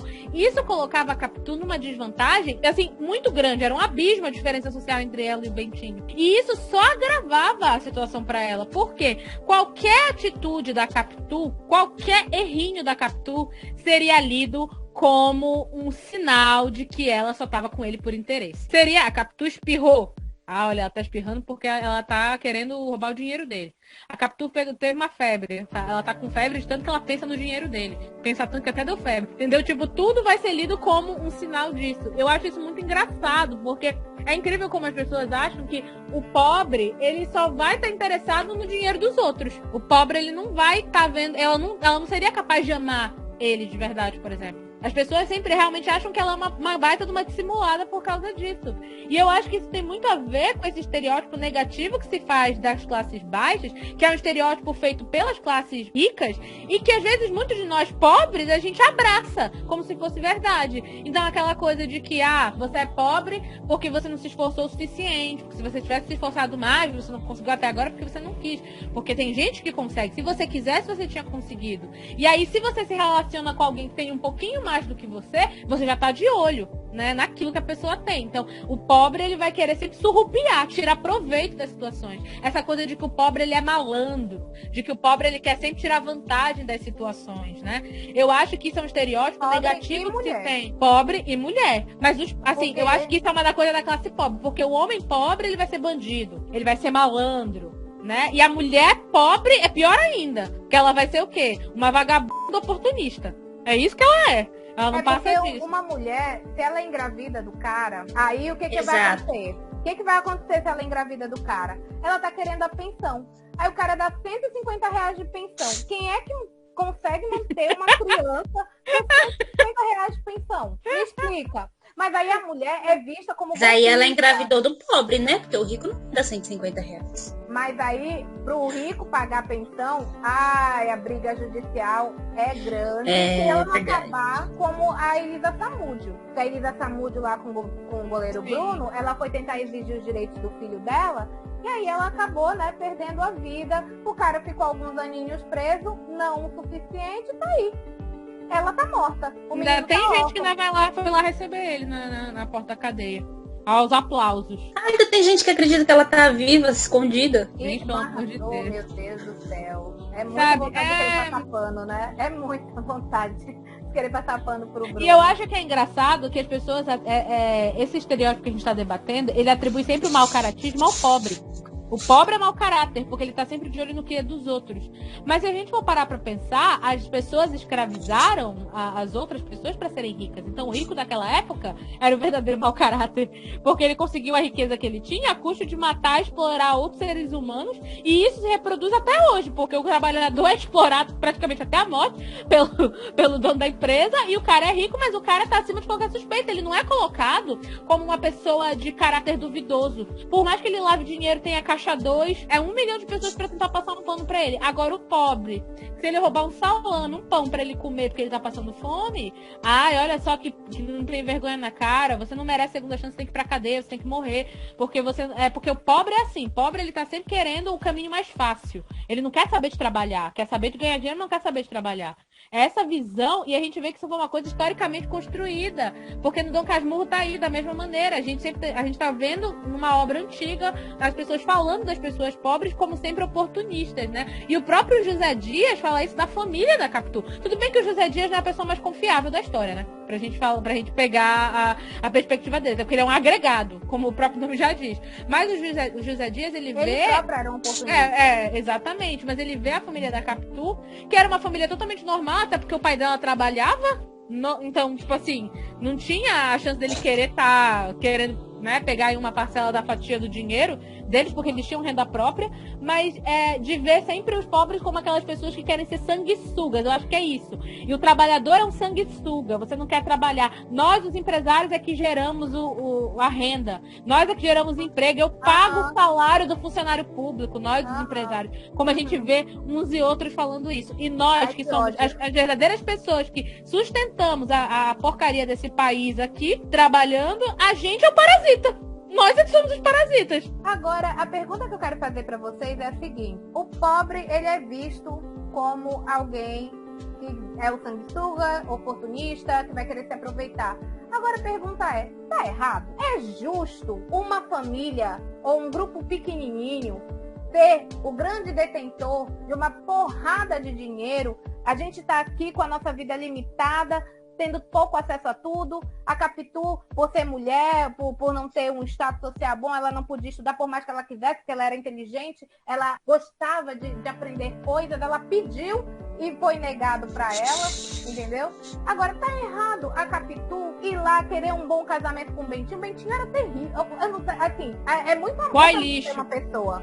Boy Não, lixo. é muito amor pra manter uma pessoa do lado do Bentinho. Sinceramente, viu? Porque não tem condição. Não tem condição. Ele é uma pessoa péssima. Agora, ela tá errada de querer um pouquinho de sossego pra vida dela, financeiramente falando. Então, o pobre causa do ambicioso, o pobre ter ambição é errado. Mas o rico ter ambição não é. Eu acho que é engraçado isso. O rico querer ser mais rico do que ele já é, tipo, ele não se contentar com o que ele já tem, que ele já é rico. Mas ele querer mais dinheiro, isso é empreendedorismo, isso é visão de mundo. Olha só, o cara sabe investir o dinheiro dele. O pobre ser ambicioso é um problema. Algumas pessoas, né, vão falar que a Capitu tá errada porque ela quis descer, né, ter um conforto em cima do dinheiro do cara. Mas a gente tem que levar em consideração que ela não tinha oportunidade porque ela era mulher. Então não tinha como ela falar, olha, eu vou estudar e vou crescer por mim. Porque ela não tinha oportunidade, ela até queria, mas ela não conseguia. Mesmo se ela tivesse pedido pro Bentinho ensinar latim pra ela, ele não teria ensinado. Mesmo sendo o amicíssimo dela, ela vizinho, amigo de infância, ele não teria ensinado. Eu realmente acredito que ela não queria um conforto, ela não casou por interesse, eu acho que ela gostava dele de verdade, porque pra aguentar aquele cara só tendo amor. Não interesse, Mas não isso fica aguentava. muito caro. Claro, mas era o que eu tava outro dia eu discuti isso um pouco antes com a Will, que é o seguinte. Agora eu faço a pergunta pra quem tá nos ouvindo. Você vai casar? Você vai casar. Ah, eu tô apaixonada, quero casar. Você vai casar sem pensar na parte financeira? Ah, eu e você não temos onde morar, eu e você não temos emprego, mas a gente vai casar. Quem é que faz isso? Ninguém faz isso. Dinheiro é uma coisa Adolescente. que é contabilizada. Pois é. E sonhou só. Dinheiro é uma coisa que tá nos planos de todo mundo. Você tem que tirar algum momento da sua vida para fazer um planejamento financeiro se você quer casar. Você tem que fazer planejamento financeiro se você quer estudar, se você quer viajar, enfim. Você tem que pensar nesse tipo de coisa. Mas eu acho engraçado que quando o pobre, ou quando é a mulher que faz esse pensamento que é absolutamente normal, se torna errado. Mas é uma coisa totalmente normal. Ninguém casa. Assim, amor não enche barriga, gente. Não querendo acabar com o sonho de ninguém, mas assim, não vai pagar as contas de vocês. Vocês precisam ter um teto para morar, precisam ter comida para comer.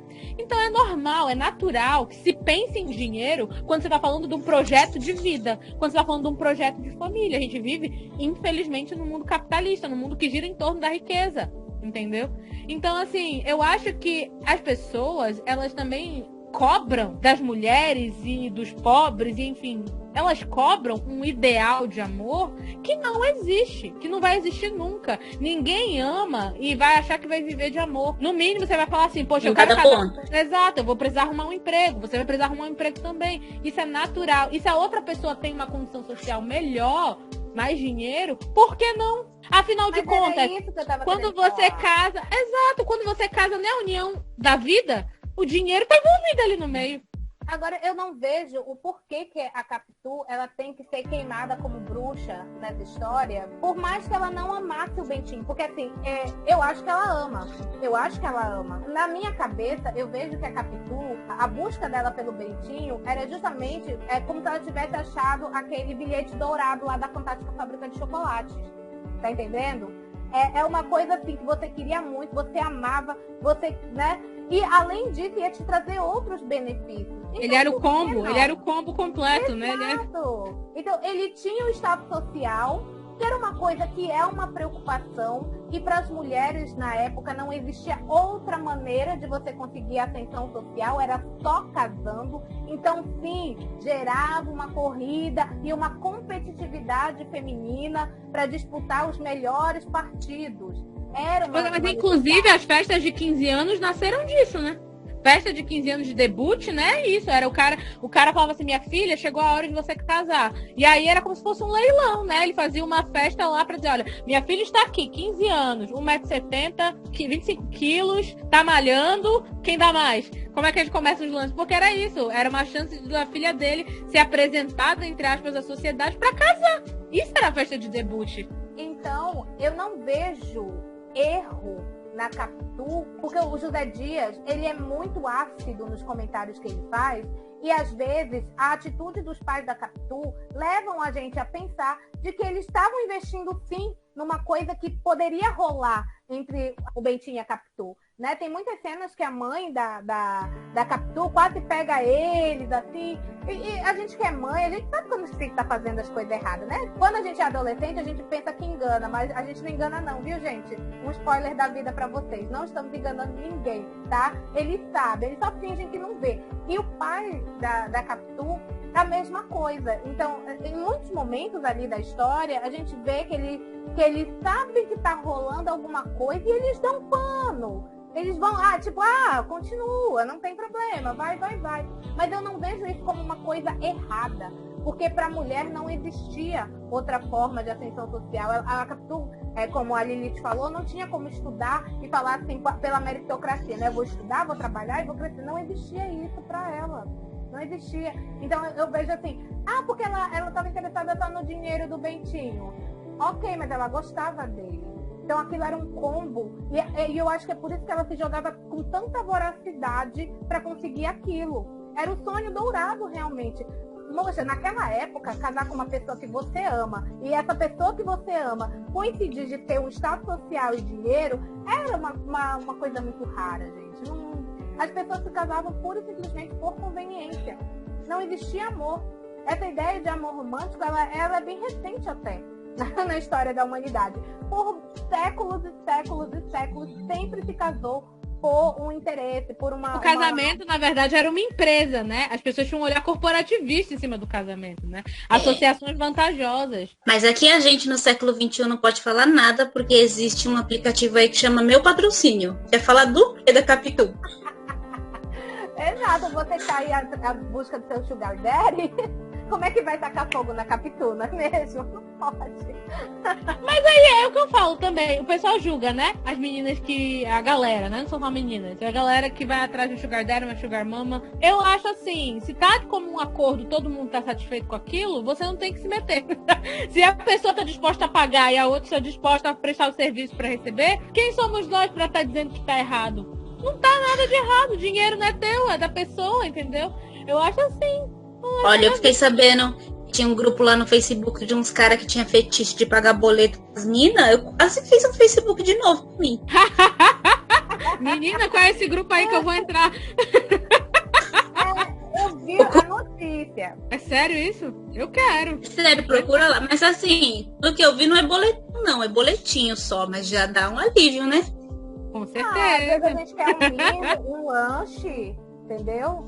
Aí, pô, já tá valendo. Eu vi uma notícia sobre isso. É um fetiche que algumas pessoas têm de pagar coisas para os outros, entende? E as meninas não precisam fazer nada, só é mandar lá o boleto, eles mandam o boleto pago, eles não, pelo que eu entendi, né? Não precisa mandar foto, não precisa fazer nada, só paga lá, eles gostam de pagar. Que maravilha. Comparação histórica. Mas vai entender, né? A mente humana ela é muito complexa. Tem pessoas que têm gostos variados, né? Cada um aí na sua vibe. E Enfim. por falar em complexidade, isso nos leva ao nosso próximo tópico, né? Vamos falar de sexualidade em Dom Casmurro. Polêmica! Como é que a sexualidade aparece aí na história? Porque sim, né? Como eu já falei antes, essa teoria de que Bentinho jogava pra todos os times, eu acho que ela é bem verídica, né? Porque, tipo assim, se a gente for olhar, ele tinha atração sexual por mulheres, porque mais de uma vez isso é mostrado, né? Ele não só tinha atração pela Capitu, como também ele tem ali uns sonhos molhados, né? Uns wet dreams com umas mulheres, porque ele vê uma mulher cair na rua e acaba vendo a roupa íntima dela, porque ela cai de perna pra cima. Ele tá no seminário e aí ele fala assim, nossa, isso é pecado aqui na minha cabeça, gente. Ele começa a ter uns sonhos das mulheres caindo e nos sonhos as mulheres estão sem nenhuma roupa por debaixo dos vestidos, né? Ele vê isso como a tentação do demônio lá, tentando a fé cristã dele. Mas ao mesmo tempo ele tem esse relacionamento ambíguo, né? Com o Escobar. Ele tem essa afetividade, esse respeito, esse carinho, essa coisa de a gente vai ficar juntos sempre, nada vai nos separar. E aí? Essa cena da masturbação do Bentinho, eu fiquei... Porque assim, eu li esse livro já algumas vezes. A primeira vez que eu li esse livro, eu tinha 12 anos de idade. Bem novinha, bem novinha. E o que me atraiu a essa história? O romancezinho. Tanto é que toda a parte da adolescência do Bentinho, eu amava o livro. Porque tem aquele negócio, né, ai, pegou na mão, beijou, aí o coração, aquela coisa assim da juventude, né? Eu amava. E eu fui enganada pelo Bentinho nessa época, lógico que eu era muito jovem, né?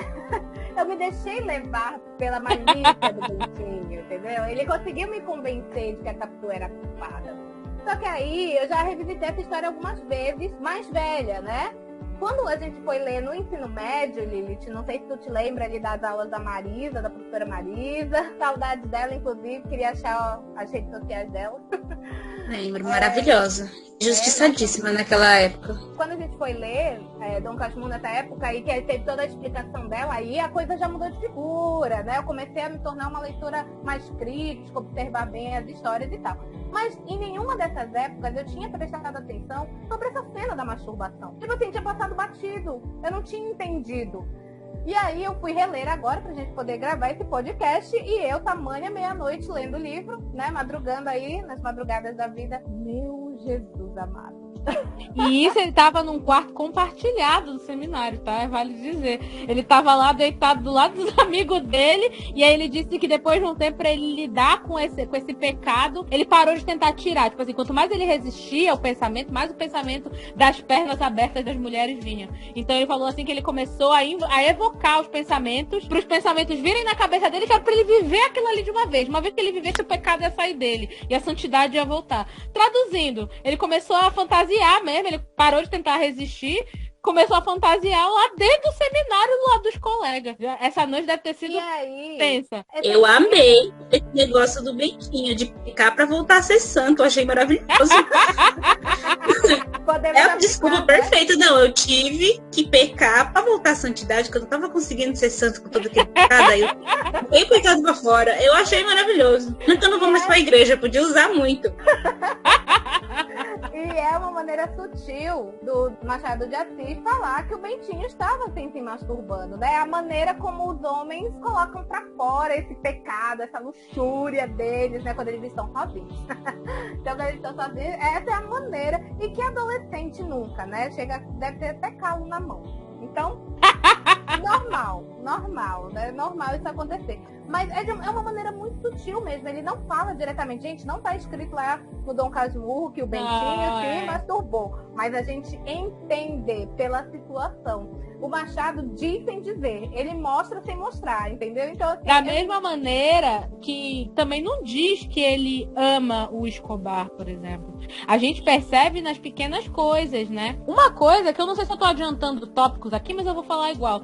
Que me chama a atenção é que, tipo, o Bentinho, ele tem atração sexual por mulher. Tanto que ele dá umas espichadas de olho pra cima da Sancha, que é mulher do Escobar. Ele tem ali um momento de troca de olhares, um momento ali cálido, que a gente não sabe dizer se era recíproco ou não, porque como é o Bentinho que tá narrando, a gente não sabe se foi assim, a maldade da cabeça dele ou se realmente ela tava afim, nunca saberemos, mas fato é que ele queria. Ele queria alguma coisa com ela, entendeu? E no momento em que ele percebe que ele tá tendo ali aqueles pensamentos, nas palavras dele, aquele súbito de pecado na cabeça dele, por ele tá olhando pra mulher do amigo dele, né? A única coisa que faz ele se sentir culpado é quando ele pensa no Escobar. Ele não se sente culpado em momento nenhum por estar traindo a confiança da Capitu, por exemplo. Eu vou pensar nos sentimentos da Capitu. Se a Capitu perceber que eu tô aqui pensando, né, em sexo com a amiga dela, a melhor amiga dela, ele não pensa na Capitu em momento nenhum. Só o que ele consegue pensar é, eu estou traindo a confiança do Escobar. E isso, pra mim, mostra uma diferença gritante entre a atração sexual que ele tem pelas mulheres e o amor que ele tem pelo Escobar. Porque amar, gente, na minha opinião, ele ama o Escobar. Não é a Capitu, não é a Sancha. As mulheres, elas evocam, né, aquele erotismo sexual nele. Mas amor, respeito, afeição é do Escobar. Então, tipo assim... A gente teve uma pré-discussão sobre esse tópico e a gente discutiu ferrenhamente. Só que aqui no podcast a gente se comporta, né? Quando o microfone não tá ligado, aí é outra história. Mas assim, vamos lá. Vamos ver se o meu pensamento ele fica claro. E eu tentei explicar isso pra Jack, mas eu não sei se eu fui completamente clara naquilo que eu tava falando. Mas vamos lá, vamos tentar. É o seguinte, eu acho que sim, que o Bentinho amava com A maiúsculo o Escobar. Só que eu não sei dizer até que ponto isso seria sexual ou não, por causa da seguinte coisa. Na época em que a história é narrada, os homens, eles se relacionavam afetivamente com os outros homens. Isso até ressurgiu essa discussão e essa fala com a história do Big Brother. Isso daí é um resquício do que a gente fala do machismo, né? Porque os homens, eles olham para as mulheres como seres inferiores. Então, a mulher, ela não é digna de entender aquilo que eu estou sentindo. Na verdade, ela tem que estar ali para me servir, né? Ela é minha esposa, então ela tem que estar ali para me servir. Então, eu acho que é justamente por isso que nessa hora ele pensa no Escobar. Porque o cara, ele só respeita outros caras. Ele não respeita as mulheres. Então, o fato dele machucar a Capitu, whatever, tanto faz. Tanto é que o Escobar teve amantes. Isso também é dito no livro. E a Sancha perdoou. Né? Ele teve relacionamentos fora do casamento. E a Sancha perdoou. Porque ela é esposa, ela é mulher, ela perdoou. Mas, assim, os homens daquela época, eles... Vou nem dizer naquela época. Fica difícil a gente dizer naquela época. A gente queria que fosse só naquela época. Mas não é. A cultura masculina, ela é voltada para si. Então, os homens, eles só respeitam outros homens, os homens só amam outros homens. Agora, sexualmente falando, eles se relacionam com mulheres. Se a gente transportasse a obra de época, talvez... Broderagem. A broderagem. Se a gente transportasse para hoje em dia, talvez o interesse do Bentinho extrapolasse para a área sexual. Eu não estou dizendo que não estou dizendo que a homossexualidade é uma coisa só de agora, da modernidade, e que antigamente não existia homossexual. Não é isso. Mas é porque toda a sociedade daquela época, ela era construída com base no masculino. Então os homens, eles se respeitavam, se amavam, se cuidavam, se protegiam. Tanto é que essa união masculina ela é até hoje. Se o cara tá traindo a esposa e ela liga pro amigo pra saber onde o cara tá, ele diz, ele tá aqui. Ele mente. Ele nem pergunta pro amigo dele se o amigo tá, se o amigo não tá e tal, não sei o quê. Não, ele mente, porque ele sabe que o amigo deve estar aprontando. Então ele vai, digamos assim, cobrir o amigo dele para que o amigo dele não se entre em problema no casamento. Na verdade, essa coisa que tu falou é a cultura masculinista, não é nem machismo, porque o machismo é um pouquinho diferente, né, que dizem, que é em relação à mulher, né, é mais essa coisa que o masculinismo é esse cultuamento do masculino, do homem, né, então, tipo assim, tem um filme que eu também já recomendei pra Will e agora eu vou recomendar pra quem tiver, todo mundo que estiver ouvindo a gente, que chama Maurice, que é um filme antigo, tem no YouTube, inclusive, gente, conta a história de um cara que ele é homossexual, e isso na Inglaterra da Revolução Industrial. Então, tipo assim, isso era considerado até crime na época lá na Inglaterra, ser homossexual, né? E aí ele se apaixona por um amigo dele de faculdade. É comum você morar dentro das universidades, né, em dormitórios, ele vai morar lá na universidade, conhece outro cara e se apaixona. E o cara se apaixona por ele também. E aí eles começam um relacionamento amoroso, mas o curioso do relacionamento amoroso deles é o seguinte, eles não podem ter contato físico. Eles não podem se beijar, eles não podem, entendeu? Porque o namorado dele fala o seguinte pra ele, que o amor entre homens é a forma mais pura de amor que tem. Porque é o amor verdadeiro, é um amor que eles nunca teriam por uma mulher. Então esse amor, ele tem que ser ideal. Então ele tem que ser um amor platônico.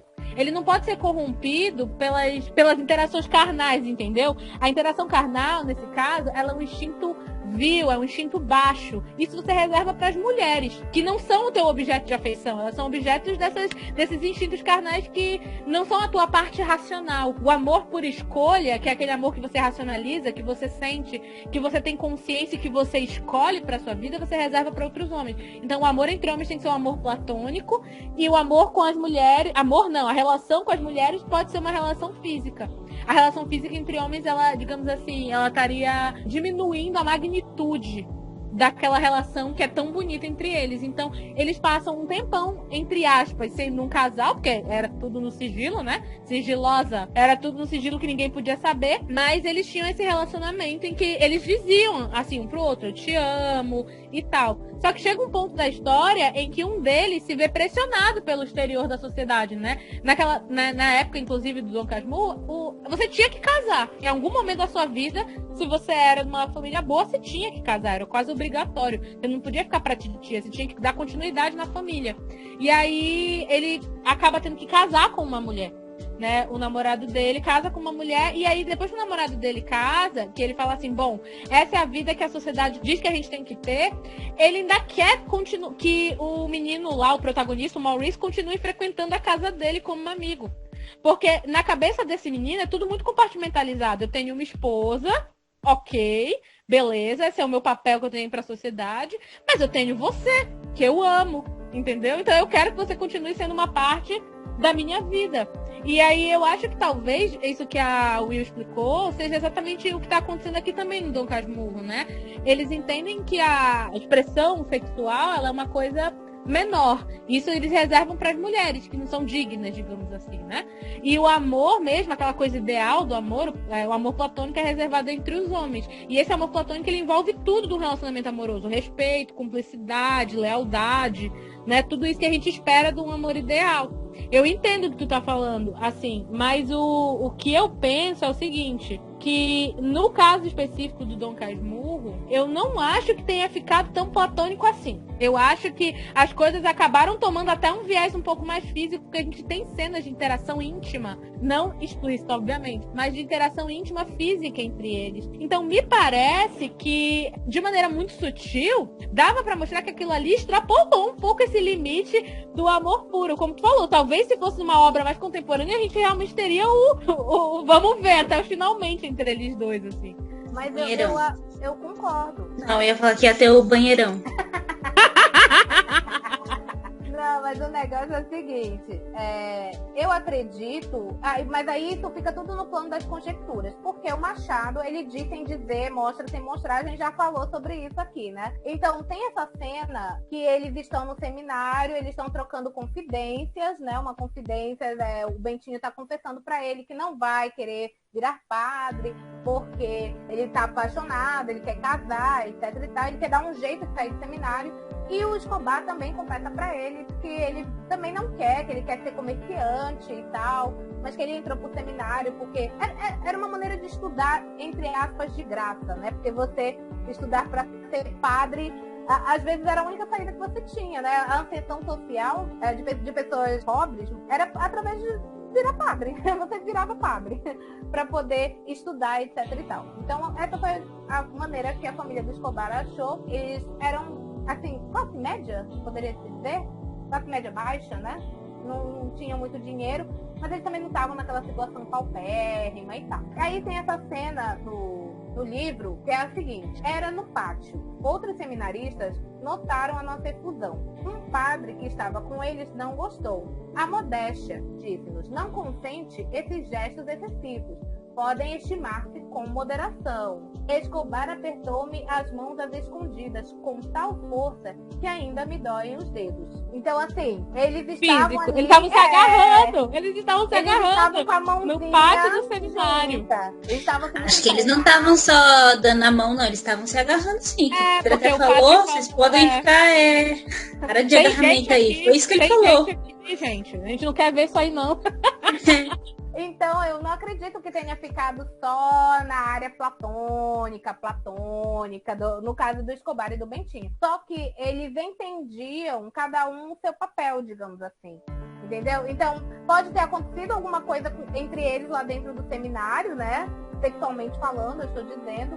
Mas isso nunca seria dito, nem falado, nem mostrado, nem nada. Porque existem aquele pessoal que fala assim, não, mas isso só foi loucura da juventude.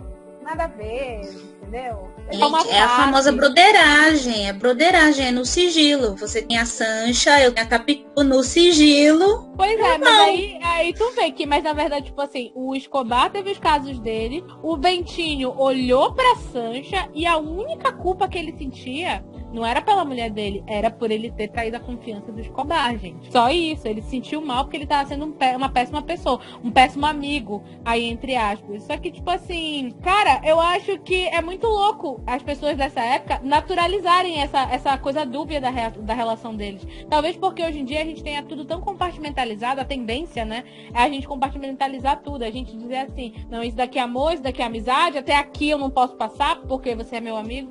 Nessa época parecia que não existia muito essa linha. Essa coisa era meio cruzada. A amizade e o amor, eles em algum momento eles tinham uma interseção muito grande. Isso acontece até mesmo quando a gente para olhar a relação do Bentinho com a Capitu, né? Ele se refere a ela como minha amiga até depois de casado. Porque é como se em algum momento as duas relações elas se cruzassem e se misturassem e você não sabe mais dizer o que é amizade do que é amor. E também, ao mesmo tempo, é como se não importasse. E o que eu acho mais louco, porque a gente espera que nessa época as coisas fossem mais caretas em relação ao que é hoje. Tanto que as pessoas hoje dão um bug na cabeça das pessoas quando elas pensam em trisal, em relacionamento aberto. Muita gente não consegue entender a dinâmica, né? Porque tá acostumado naquela coisa fechada. E naquela época, onde em teoria era mais tradicional, onde se tinha aquela coisa do homem, a mulher, o casamento, os filhinhos, se tinha essa fluidez dos relacionamentos sendo naturalizado mais do que hoje. Tudo bem que eram as escondidas, mas mais do que hoje, entendeu? Então isso me dá um certo nó na cabeça quando eu paro pra pensar. Mas isso que você falou dele achar tá mais, né, como o ouvido dele tá respeitando o Escobar, é o famoso caso de macho defendendo macho. Tanto que no caso lá do Whindersson Nunes e da Luísa Sonza, todos os machos que nem conhecem o Whindersson Nunes, não é amigo dele, foi lá dar dislike no vídeo só porque ela possivelmente traiu o cara. Não conhece, mas vai lá defender o macho. E usando o mesmo argumento que usam pra atacar a Capitu. Ela só tava interessada na fama dele. Exato. Ela só tá interessada no dinheiro dele. Usando exatamente o mesmo argumento. Eu vi em algum lugar eles serem transformados em memes justamente com essa comparação. Bentinho, Escobar e Capitu. Ela com a Luísa, né, com aquelas roupas de época, como se fosse a Capitu, o Bentinho e o Escobar. Ai, gente, olha, sinceramente, esse hate da Luísa até agora eu não consigo entender o porquê que odeiam tanto essa menina. Mas ela toma hate muito antes, desde quando ela começou a namorar por causa do alpinismo social. Porque desde lá do começo eles disseram que ela tava com ele só porque ela queria crescer. Tanto que ela vem de uma família já pobre, ela não era pobre. Aí o povo disse que ela queria ficar famosa, mas, mano, ela tem... Outra coisa que eu acho que também já pegando o gancho da Luísa Sonza é que é engraçado como a sexualidade masculina ela é tratada de uma maneira totalmente diferenciada da feminina no Dom Casmurro, porque, tipo assim, a mulher ela é sempre colocada na posição de víbora sedutora, que é exatamente o que pintam a Luísa Sonza. E a Capitu, isso me incomoda do início ao fim do livro. Ela é sexualizada desde muito cedo, porque, tipo, no início da história, a Capitu tem 14 anos, mas ela já é pintada pelo José Dias, pelo próprio Bentinho, ele insinua ali muitas vezes, como se ela fosse a rainha da sedução que está tentando usar os seus atributos para manipular os homens a seu redor, entendeu? Isso é uma coisa que eu acho que é muito louca, principalmente porque, na verdade, corrobora uma coisa que a gente já fala e que muita gente diz que é mimimi, que as mulheres, elas são, entre aspas, o pessoal diz assim, a mulher amadurece mais cedo. A mulher não amadurece mais cedo, cara. Ela só é sexualizada desde cedo. E isso acontece com a Capitu. E isso me gerou incômodo do início ao fim.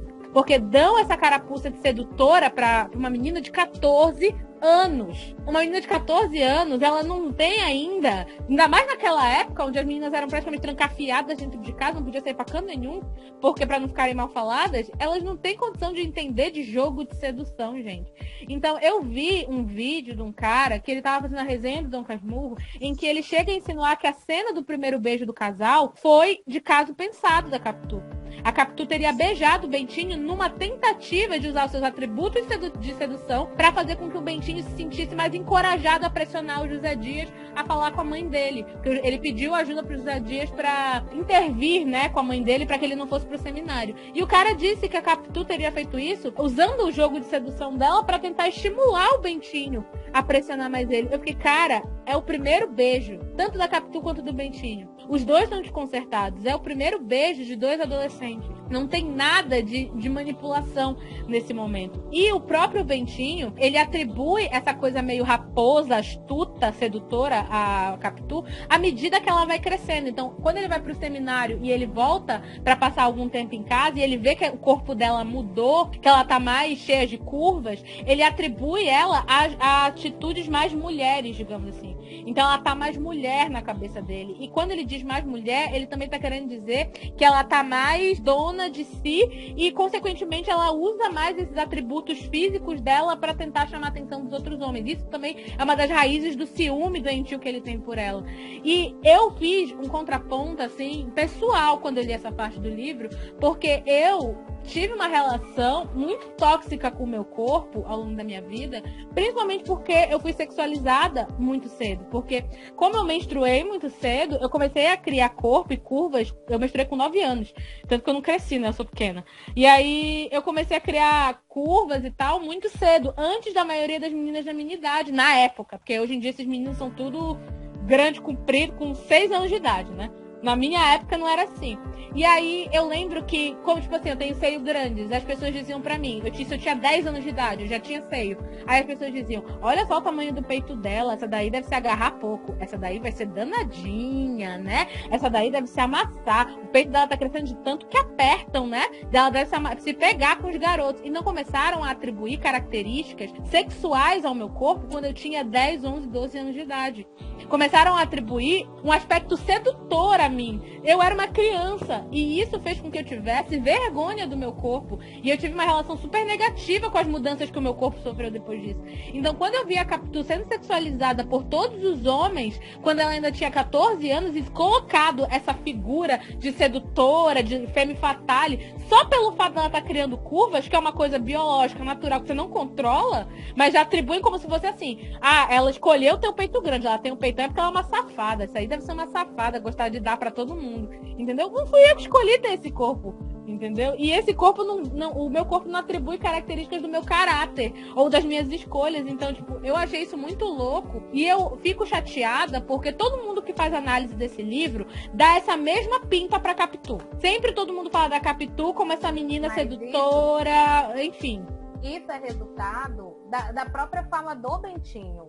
Porque isso foi uma coisa que eu quis também, quando a gente estava fazendo a montagem do roteiro, eu te falei. O Bento Santiago, ele já tá um senhor velho. Ele já viveu tudo isso. Então, quando ele tá... Seria muito diferente ter o relato dele de 15 anos com o relato dele agora. Ele procura o tempo todo construir na gente esse pensamento de que a Capitu, ela estava com tudo de caso pensado e estava usando todas as armas, entre aspas, né, que ela possuía para convencer ele a casar com ela. Isso é uma coisa que, por exemplo, tu já falaste lá no começo, né, que ele não apresenta a Capitu pra gente de pronto. Ele faz isso com todos os personagens. Ele faz isso com todos.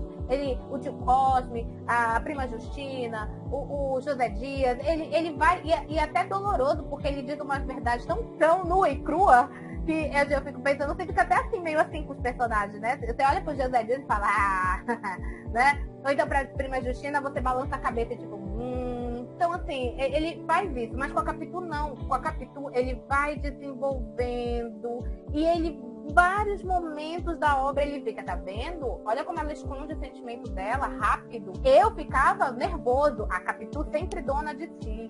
Ela sempre estava ali por cima da carne seca, entendeu? Eles eram sempre quase pegos em flagrante. A Capitu sempre dava um jeito de contornar a história. E ele não, ele estava com aquela cara de parado e tal, não sei o quê. Isso é um pensamento de adulto colocando coisas nas atitudes de crianças. Então, assim, a gente vê essa sexualização da Capitu e a análise das pessoas. Eu não tô passando pano pra pessoa que faz análise que quer dizer que a Capitu isso, que a Capitu aquilo. Não é isso que eu tô dizendo. Mas como o narrador é o Bentinho, a gente se sente muito influenciado pelo que ele fala. Então, há momentos na obra em que você realmente fica na dúvida até que ponto o sentimento dela era verdadeiro e não era, até que ponto que ela jogou, se ela não jogou, se ela fez, se ela não fez. E isso é uma coisa da obra. E o Machado, gente, ele queria era isso mesmo, ele não torcia nem pelo lado A, nem pelo lado B, ele queria era treta. Ele torcia era pela treta. Ele deixou a obra em aberto. É uma história em aberto, a gente não tem como saber. A gente vai buscar indícios, vai tentar estudar, vai falar, mas não tem como saber. Então essa sexualização da Capitu é o Bento Santiago velho colocando todos esses atributos, vendo maldade, vendo malícia nas atitudes da Capitu de 14 anos. Ei, Sil, você. Você mesmo que tá ouvindo a gente. Eu sou a Carol Will e estou passando só pra avisar que ainda não acabou. Se liga aí. Aquela cena em que a Capitu olha pro cara que tá passando a cavalo. Me diz se esse menino não tinha problema. A cena que ela mostra o ombro, que ela mostra o braço lá no baile, e aí ele diz que isso é indecência. E aí ele até meio que dá uma explicação assim, uma semelhança vinda de Deus, né? Deus quis essa semelhança, tanto que a filha dele era muito amiga da Capitu e ele associava a essa semelhança com a mãe e tal, a mãe que já era falecida. Fora que esse argumento da lágrima não tem absolutamente nada a ver, né? O amigo deles, que frequentava a casa deles, que era o marido da melhor amiga dele, tava sempre junto, aí ele morre e não pode ficar triste. Tem que manter a pose. Viu só? Então fica ligado pra não perder a parte 2 desse episódio. Vem ler Mundo da Fundos com a gente. É uma cilada, Bill. Carol Will, estou passando só pra avisar que ainda não acabou. Se liga aí. Aquela cena em que a Capitu olha pro cara que tá passando a cavalo. Me diz se esse menino não tinha problema. A cena que ela mostra o ombro, que ela mostra o braço lá no baile, e aí ele diz que isso é indecência. E aí ele até meio que dá uma explicação assim, uma semelhança vinda de Deus, né? Deus quis essa semelhança, tanto que a filha dele era muito amiga da Capitu e ele associava a essa semelhança com a mãe e tal, a mãe que já era falecida. Fora que esse argumento da lágrima não tem absolutamente nada a ver, né? O amigo deles, que frequentava a casa deles, que era o marido da melhor amiga dele, tava sempre junto, aí ele morre e não pode ficar triste. Tem que manter a pose. Viu só? Então fica ligado pra não perder a parte 2 desse episódio. Vem ler Mundo da Fundos com a gente. É uma cilada, Bill. Viu só? Então fica ligado pra não perder a parte 2 desse episódio. Vem ler Mundo da Fundos com a gente.